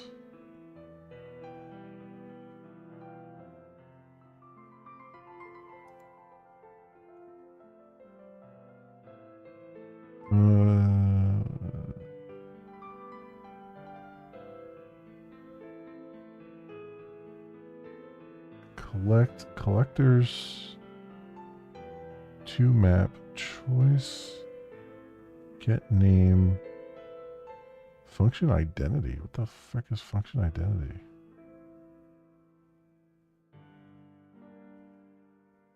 Oh, that's the object. Oh, well, that's so okay.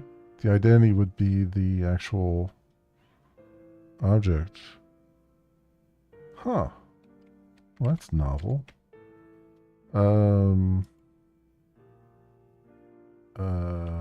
So it would be model map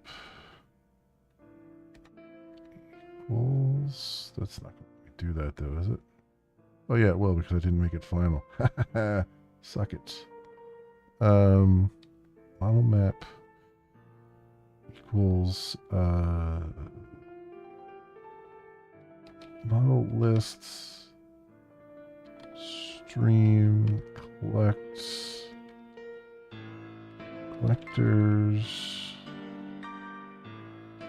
to map.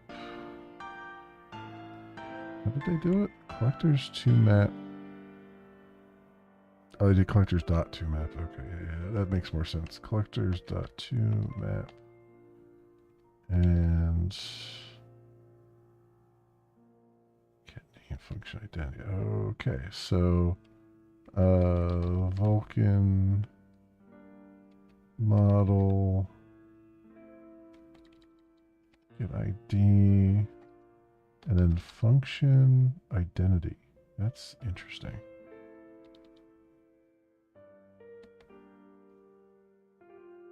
Well, that's really cool. That's actually really cool. Choices stream collect blah blah blah blah blah. Okay. Yeah, that's actually really cool. Well, that's definitely one thing we need. I don't think that's everything, but let's see what happens here. Yeah, it's still failing. Well, we're getting the triangle now, which is good, but it's still failing after a few seconds. So that's one bug fixed, at least. Now the question is... So we're doing one-time submit true on the command buffer. That's what they had, right? Primary true, one-time submit true. Okay. Okay.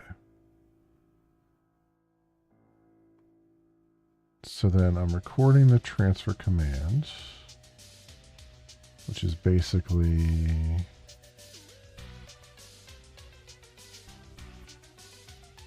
doing all of this.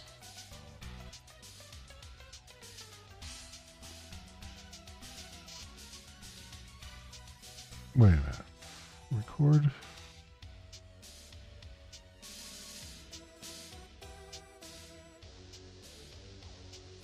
Transfer commands. Where'd that come into play at? Oh, I think that's.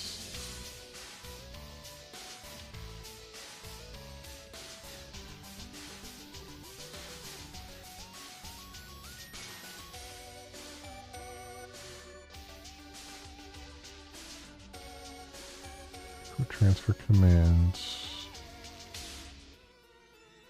Oh yeah, copy.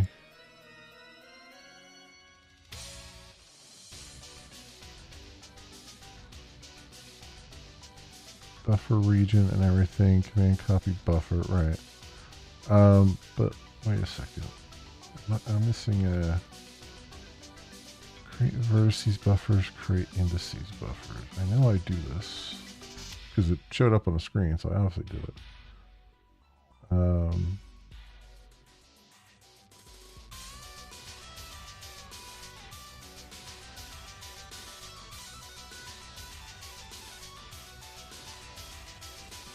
where do I do that at? Transfer buffers.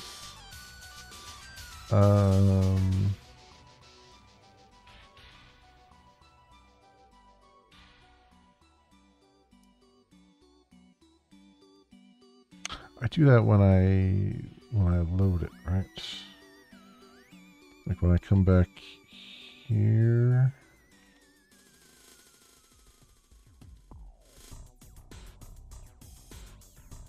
When I do add mesh. Yeah, here it is. Create vertex buffers, create index buffers.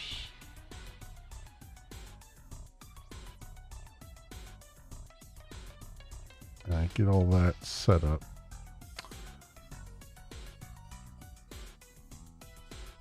Right when I'm doing it.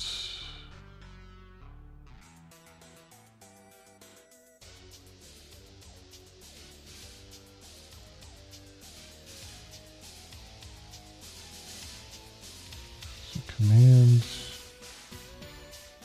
cleanup.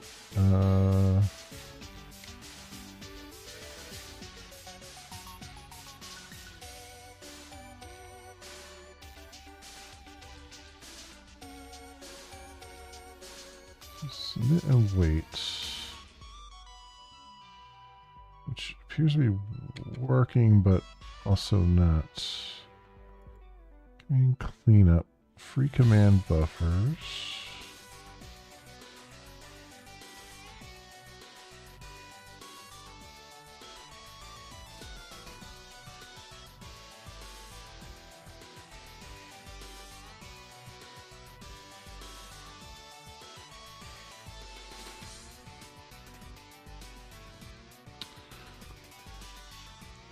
And wait for the fence. Device signal true. Fence reset. Command buffer, commands, fence. Okay.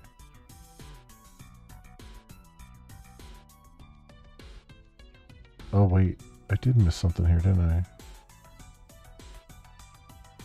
Submit and wait, and then it's doing fence, wait, and then fence. Ah, that's what I missed. Here's two things I missed here. So I did fence, wait, and then fence cleanup. Okay. I did miss two lines there, which are actually pretty important lines, it looks like. I run this now. Hey, how about that? It's staying open. Cool. And I can shrink and expand it. Cool. Maximize it. Restore it. All right. Now I close the window. It should quit correctly. It did. Okay. I think that was a successful test. All right, so that was the culprit. I missed those 2 lines. Well, I missed that other adding the model in there, obviously, which is why I was getting a blank screen. But then these 2 lines here, the fence weight and the fence cleanup. So that's what. So not having that fence weight there was causing it to run too fast. So one of the fences, the 0th fence, was still pending. So we're waiting for those to finish after the queue submits, and then we're doing the cleanup, which, because they would go, since they're one shots, they would go to the, according to this graph over here. Oof. Sorry for the flashbang there. According to this graph here, once they're finished submitting, because they're a one-time submit, they would go to invalid, and then the cleanup.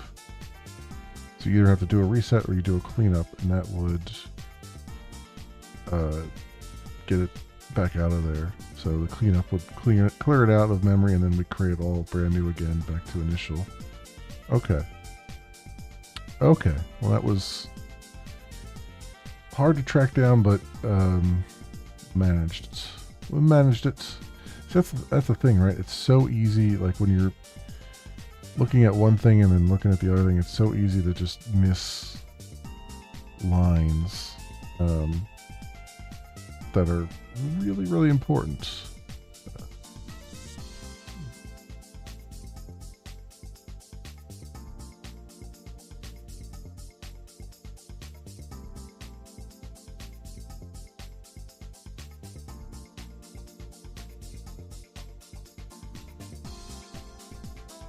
All right, so that's good stuff there.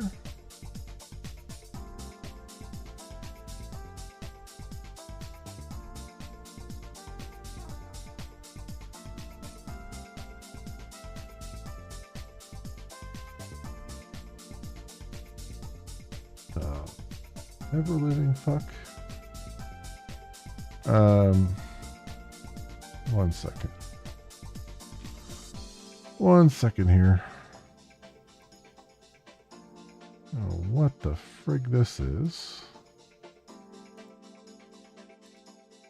That is going bye-bye. I don't even know. Is that... I don't even know what clip they created. Or if they actually did or not, and just put a random link in there for me to click on. Anyway. Jesus. It's almost hilarious how many, like,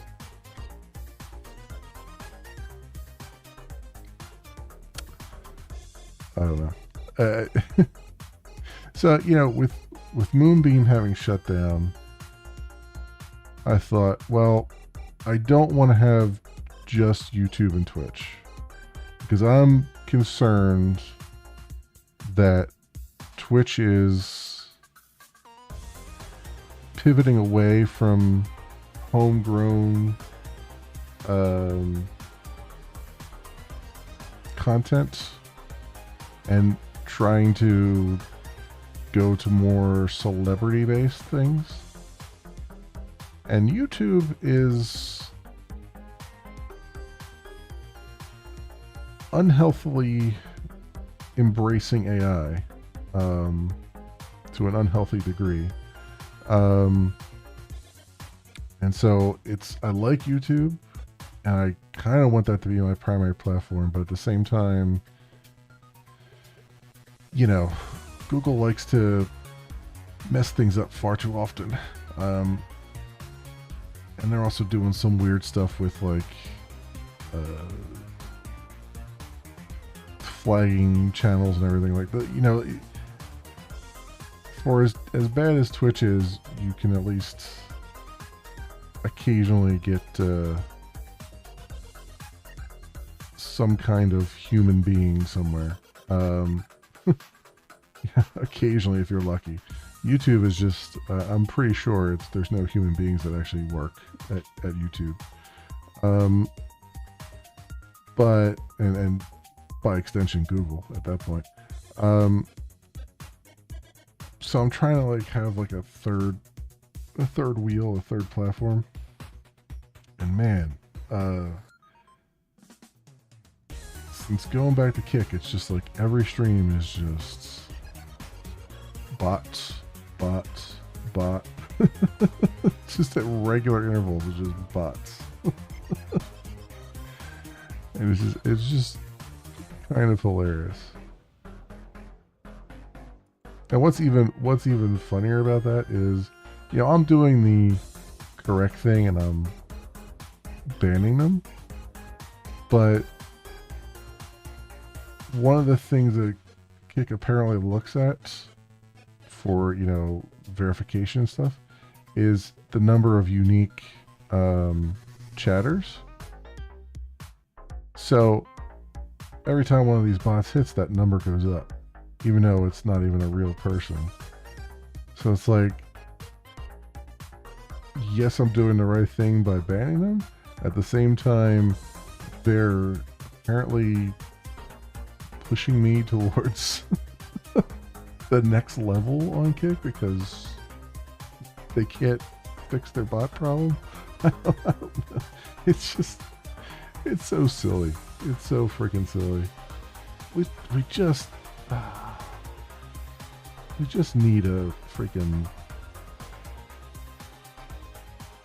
alternative that is run by people that aren't shitheads and, you know, are actually willing to put the work in, you know? Not that there was, I mean, I don't think that there were no shitheads at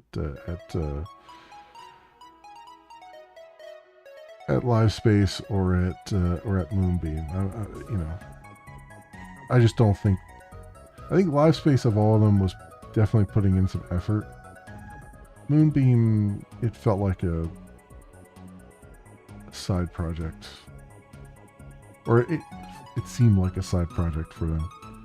Which I get it. It's, you know, you're not making any money, so you gotta put food on the table and all that stuff. But like, they barely dip their toes into advertising the platform, you know. And of all the crowdfunding that they did, how many of those people actually even activated their accounts? Yeah. And furthermore, they kind of like, it was an interesting concept having like a Discord like setup with streaming and stuff, but invariably they came to they realized that, you know, people just sometimes you just want people to stream there, and you want to make it as easy for them to start streaming as you can. And not everybody has the time to manage another, you know, wants to go through and manage a whole Discord-like realm, right? They just want to stream and try to build a community, and not everybody can build communities. I certainly can't. And it's just like, so they went to having the like the public realms where you could just stream to there, and somebody else managed the, you know, the chat channels and all that stuff, which is what they should have had in the first frickin' place, you know, instead of having all this other stuff. But and then on top of that, you could do your own private realm if you wanted to, which I think should have been the thing from the beginning, right? Like, have these public realms, have an easy on ramp, and then if you want to, you know, if you have a following, if you have an idea, go make a private realm and go do it. But as it was kind of a mess of both, and neither one of them really worked out too well, and on top of that, you know, there wasn't enough marketing push and all that stuff. And these services cost a ton of freaking money.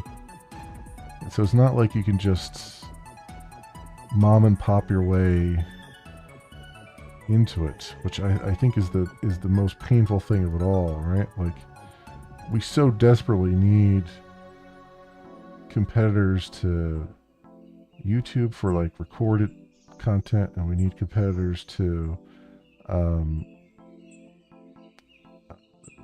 Twitch for streaming content. And the reality of the situation is it's unapproachable from a financial standpoint unless you are independently wealthy. And even then, you're probably not going to make any money for a very, very long time on that investment. So, I don't know. It just annoys me because we really, I mean,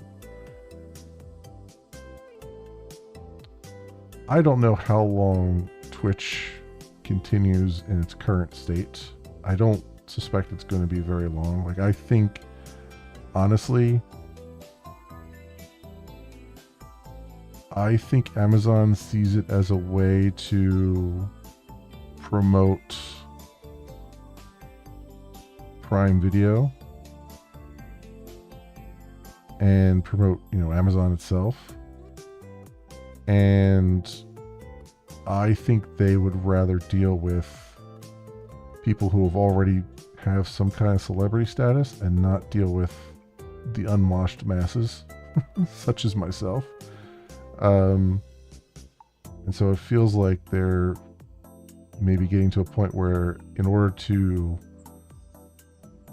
save money, save costs, and all this other stuff, and kind of boost their own promotions and revenues and all that stuff, that the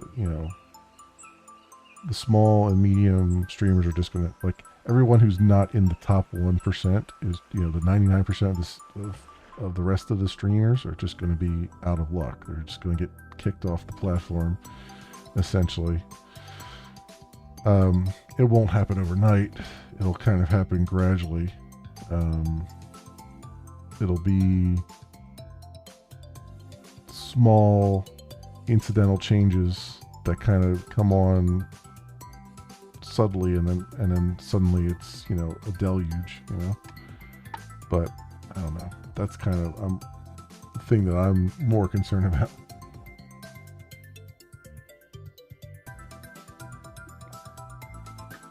Which is why I'm trying not to keep all of my eggs in one basket. I just want to be able to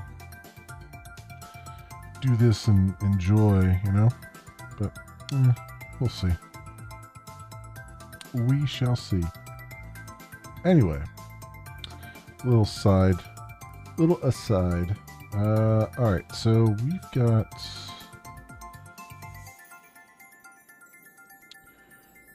got chapter 6 done then, I would say. So let me commit this down here.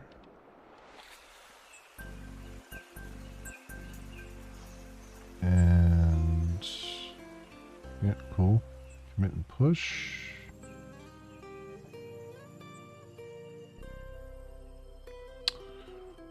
All right, so I guess it's on to chapter 7 then. Close those tabs out. Keep these open down here. And let's see what we got here. Where's my diff tool at? All right. So difference file.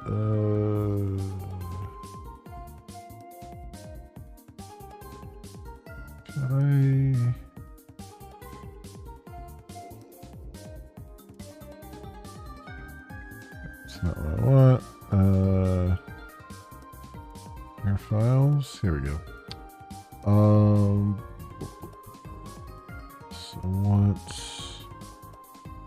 chapter 6 here, and then chapter 7.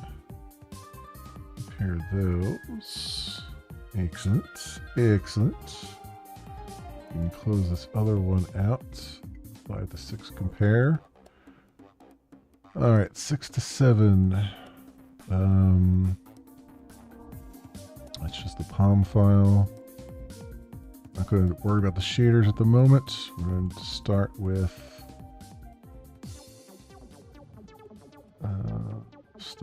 the main here. And like I said, and like I did before, I'm going to put to-dos on things where it's going to require more stuff, and then that way I can come back to it and I know where I have to do things. Okay, so that's in there, init data. So chapter 7. Let's switch over to chapter 7 here.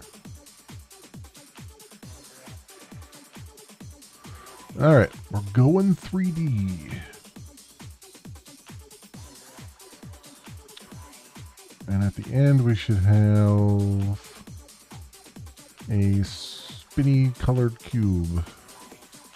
Actually, I don't know if it spins or not. Yes, it does spin. Okay. Yeah, so that's what we'll get. We'll get a spinny color cube. So with that, so we know they've made changes to main. So let's look at their main for chapter 7.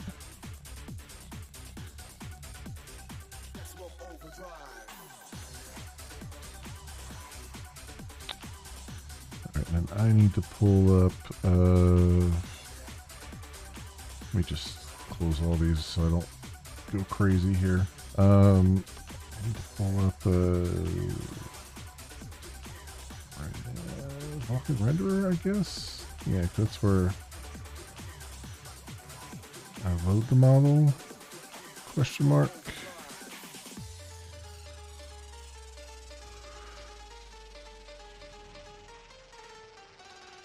No, I gotta go Vulkan engine. Okay. So what are we doing here? Rotating angle, and cube entity.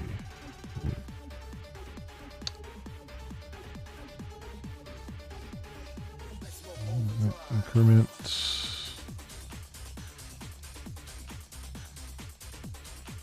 Okay, so we'll do private. Final. Do I have a rotating angle? No. Don't want this in engine.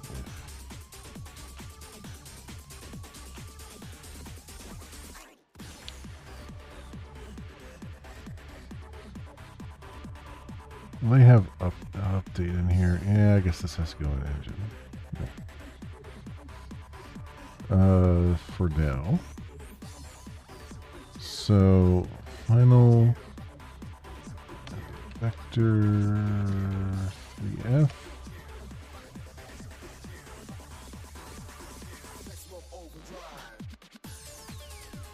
Rotation angle.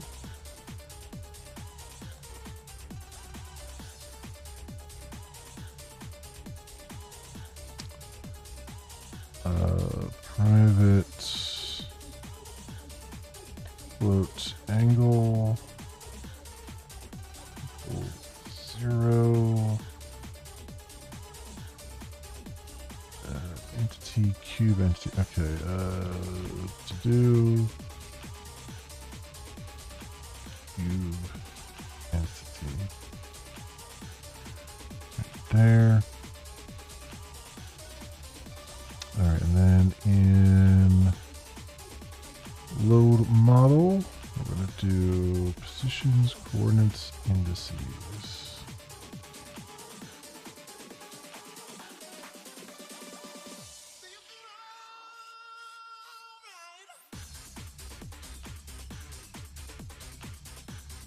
texture coordinates. So we don't have the texture coordinates yet, but that's fine.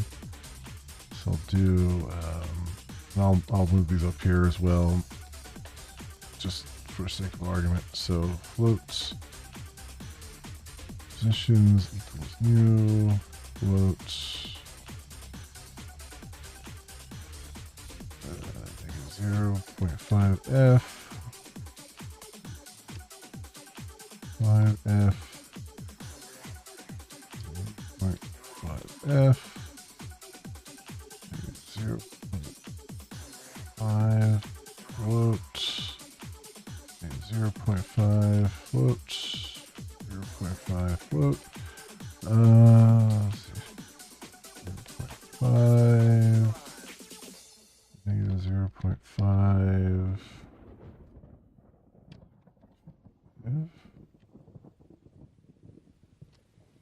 5 0.5 0.5 negative 0.5 0.5 negative 0.5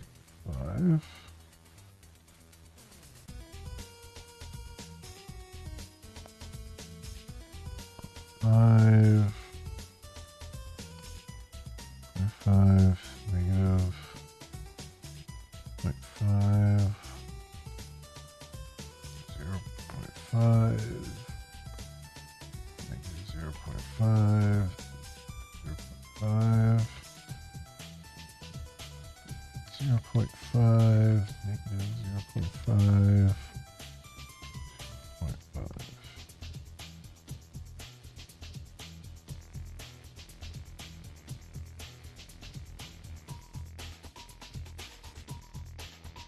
So let's see, negative 0.5 0.5 0.5 negative 0.5 negative 0.5 0.5 0.5 negative 0.5 0.5 0.5 0.5 0.5 negative positive negative positive positive negative negative negative negative positive negative negative. Okay. So then texture coordinates.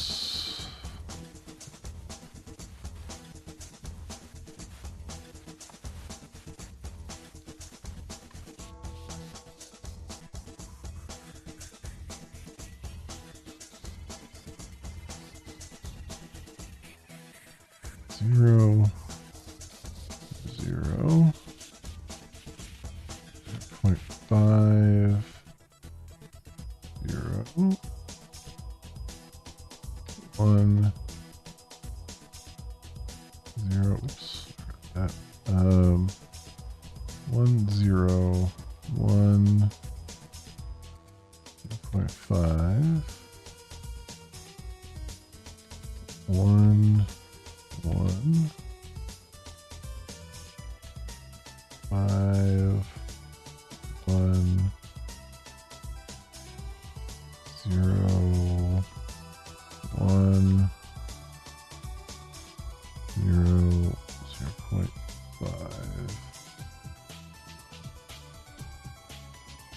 All right, 0 0 0.5 0 1 0 1.5 1 1 0.5 1 0 1 0.5.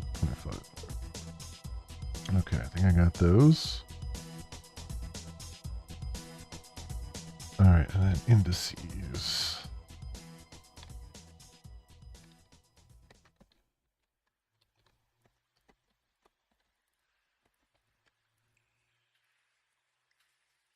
So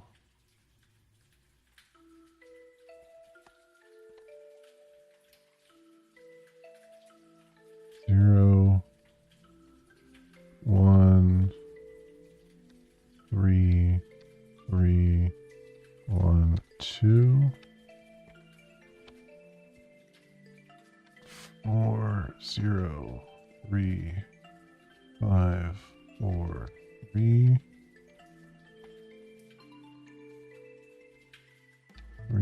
2, 7, 5, 3, 7. 6, 1, 0, 6, 0, 4.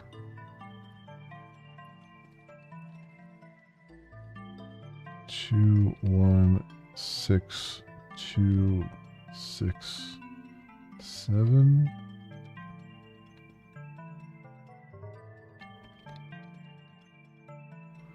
7, 6, 4, 7, 4, 5.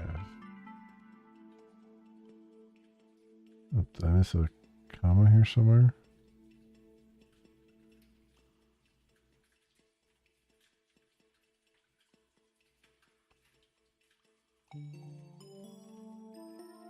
Oh, duh. Wrong day type. Okay, so the front is 013312. 013312. Top is 403543. 403543. Right is 327537. 327537. Left is 610604. 610604. Bottom is 216267. 216267. And back is 764745. Yep. Okay. Got it.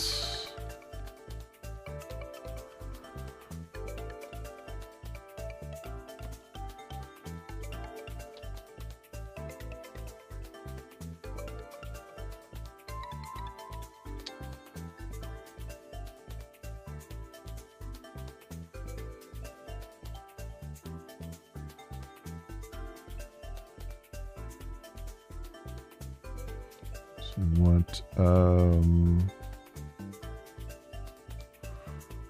what's the first one here? Vertices and then indices.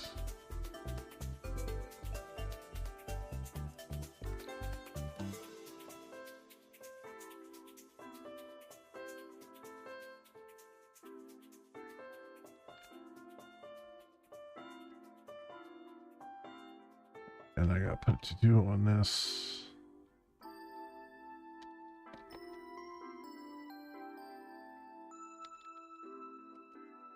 Add words to add mesh.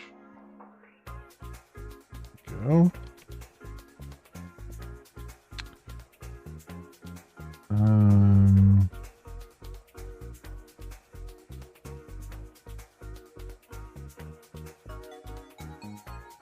And then we've got scene add entity.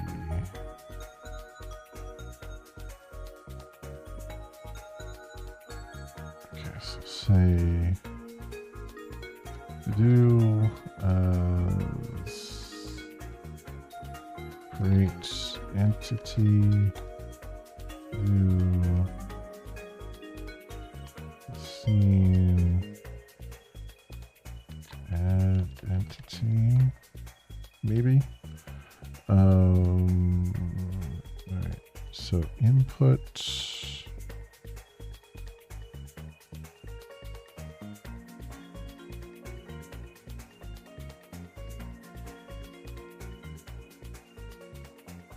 render.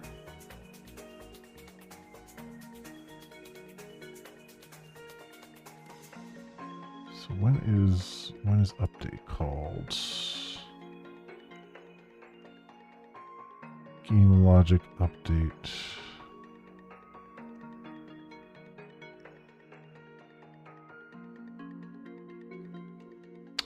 Logic frame time. I think that goes, oh, should run logic. Should render. So should run logic will call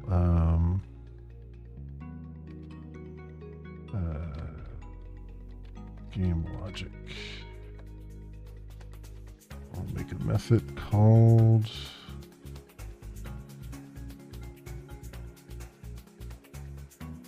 game logic here somewhere.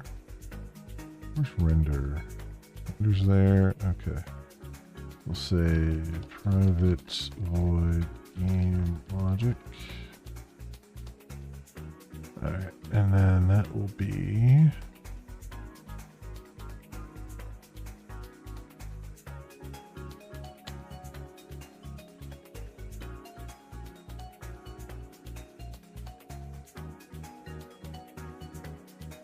update here. So we do angle plus, oops, plus equals 1.0 if angle greater than or equal to 360, then angle equals angle minus 60. And then to do entity updates model matrix. All right, cool. So I got that in there, which I think is all the changes.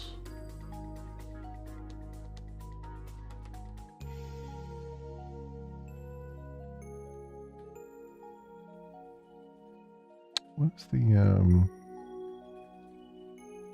call a thread sleep in a loop, probably busy waiting. Yeah. You have a better idea? I guess not. Guess not. There's probably a better way of doing that. More than likely. I just took the easy way out. Okay, so got the main there, and then so that's everything there, it looks like. Yep, okay. So engine config, field of view and stuff. This will come in to play later. I don't have an engine config class right now, so we'll get to these when we need to get to them. All right, model cache. They've updated it to take texture coordinates.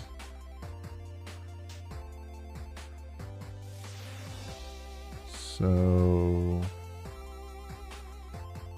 create vertices buffers, takes the texture coordinates. Texture coordinates length, okay. So let's see, models, cache, chapter 7. What do we got here?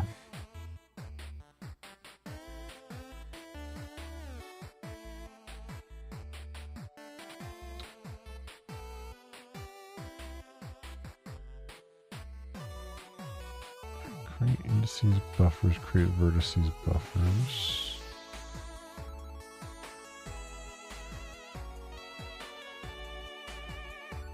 Alright, so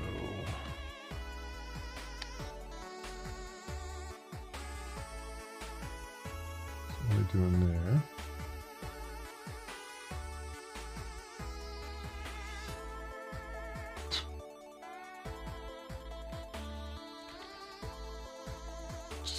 It gets more and more hilarious. Sorry.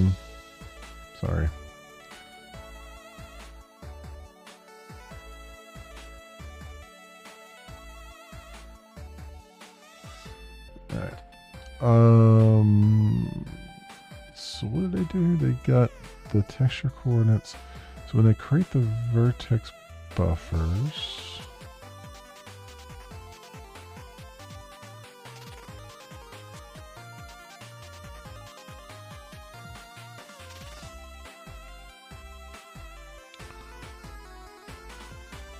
So I do that in Vulkan model, right? Yeah, so create vertex buffers.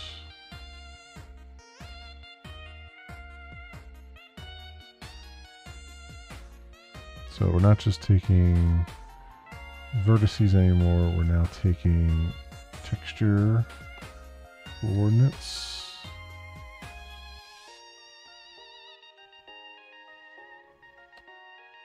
Okay.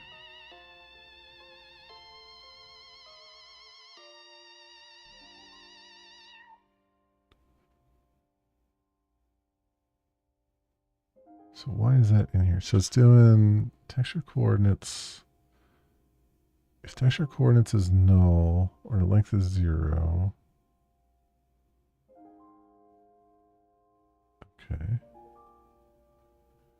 Number of elements, positions, length, plus texture coordinates, length. Oh, okay.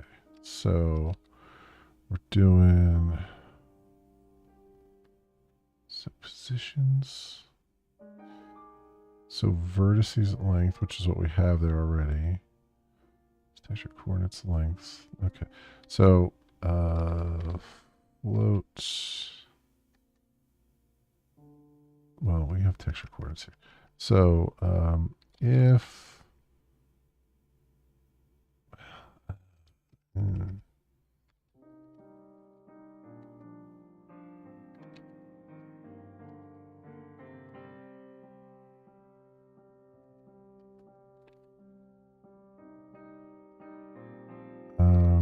if no, just change it. Screw it. If texture coordinates is null or texture coordinates dot length is 0.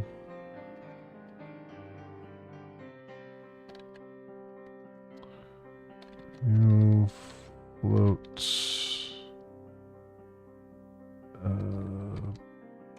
vertices dot length divided by 3 times 2 there, and this we go plus texture coordinates dot length. Okay.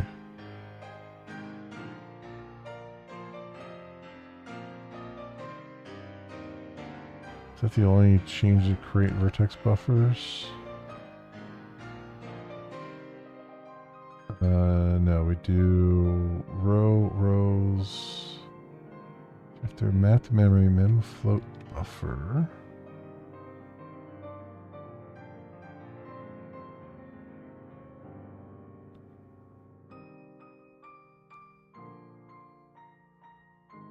Source buffer map.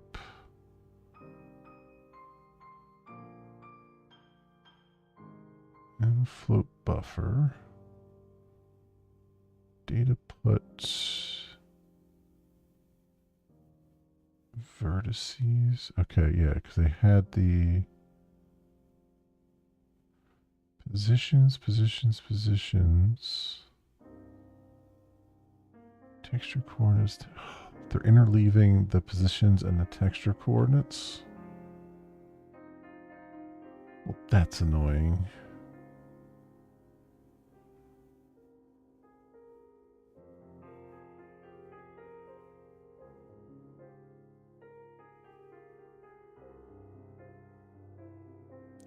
Wait, start texture coordinate row times 2. Wait, start position is row, which is 0 times 3 is 0.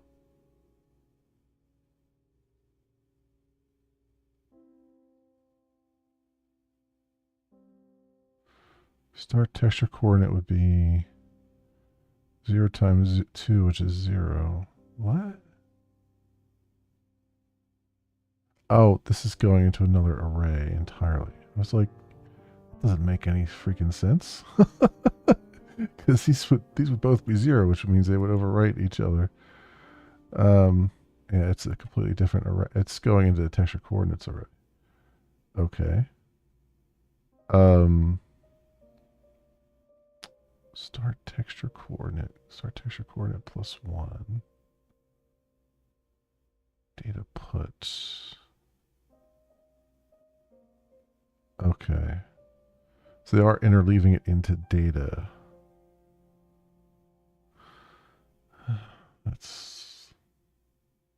That's kind of annoying. But it is what it is. So I'm going to have to do it. I'm going to have to change this from being really simple to being not so simple.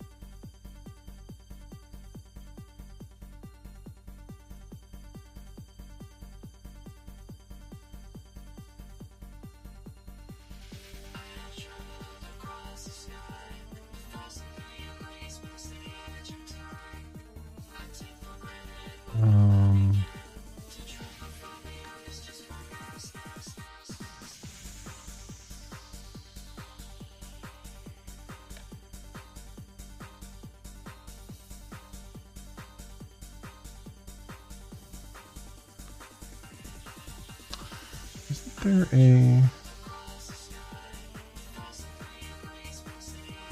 What does data put take?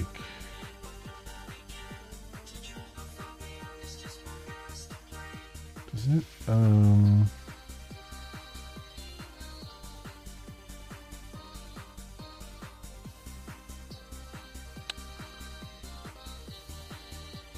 put,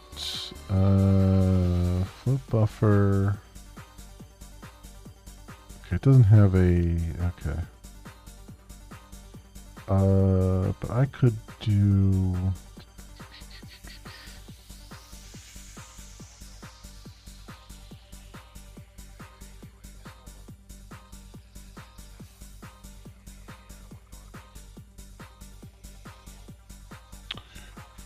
do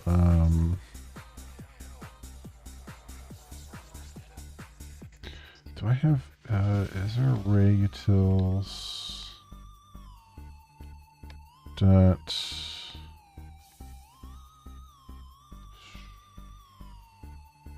index of last index of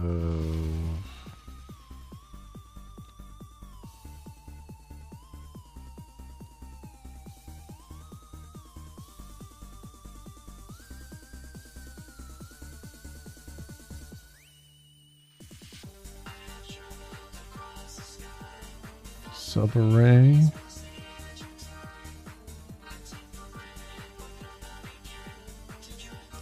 Subarray.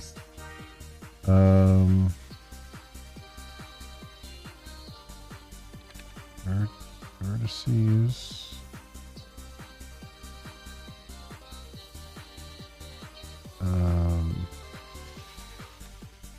Vertex index.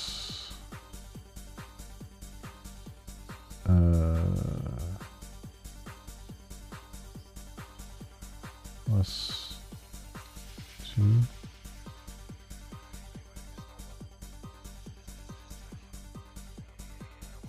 Wait. End index exclusive? No, I don't want to exclude the end index. I want to start index inclusive, end index exclusive. Elements up to end index -1 are present. Alright, so I gotta do +3 then, since that's exclusive. Alright.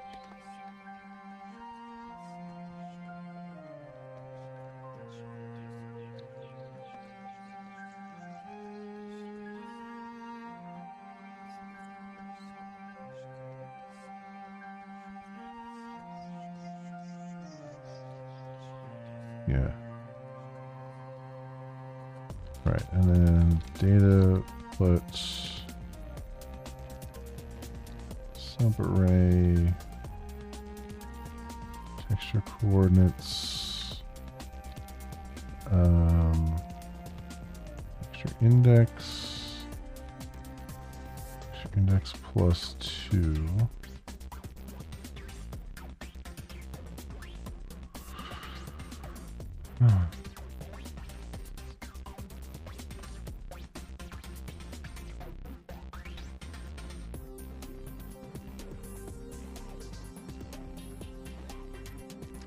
Okay.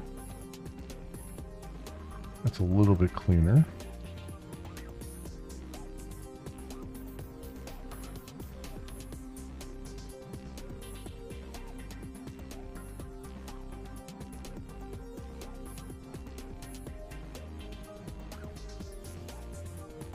I still don't quite like it. I wonder if it would be...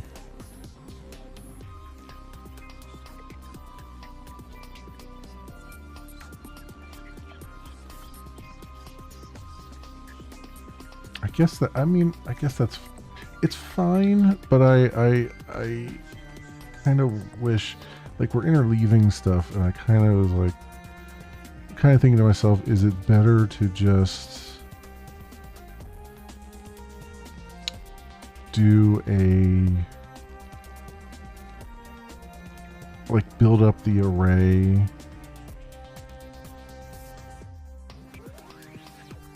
first with all the interleave stuff and then just do data put with all the stuff in it?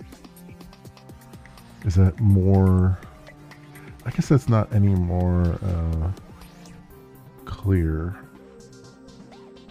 doing it that way.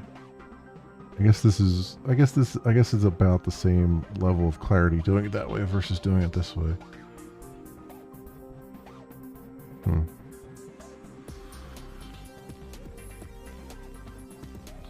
All right.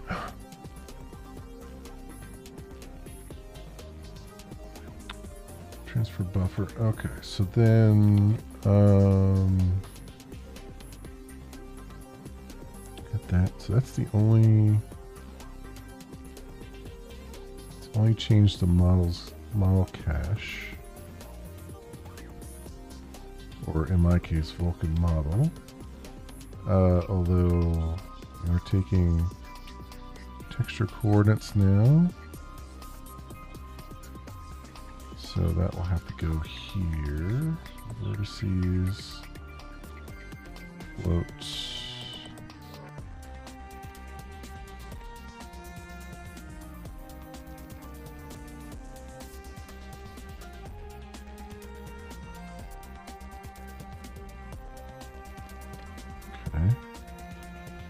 This goes back to here, which is add texture coordinates to there, which we can do. What is this? Texture coordinates and then indices. Alright, so it's 1 to do, go on there. Excellent. Very good. So that's wired up. And then, what's the other thing here? So render has some changes. Resizing. Okay, the resize boolean. A whole method too. Okay, this is not too bad. All right, so we got to pick up on render there. Let's go make a note of that. So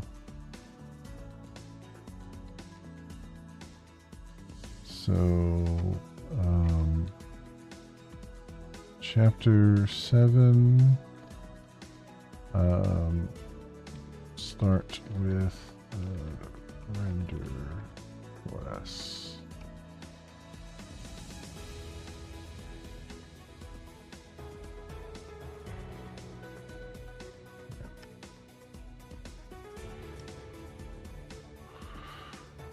There we go. save a note for myself here so I know where to pick up next week, my friends. Or I will. I'll see. Next week I have some time off because it is holiday and everything. So I might. I'll probably do some. I might do some of this off camera, like try to make some progress in chapter 7 there. Since in one form or another we've already seen this part, but we'll see. I'm gonna try that, and I may or may not have like a one-off stream here or there. I don't know if I'll do like an afternoon stream, that is to say, or a morning stream. I don't know if I'll do the coding in the morning or if I'll do something else. We'll see.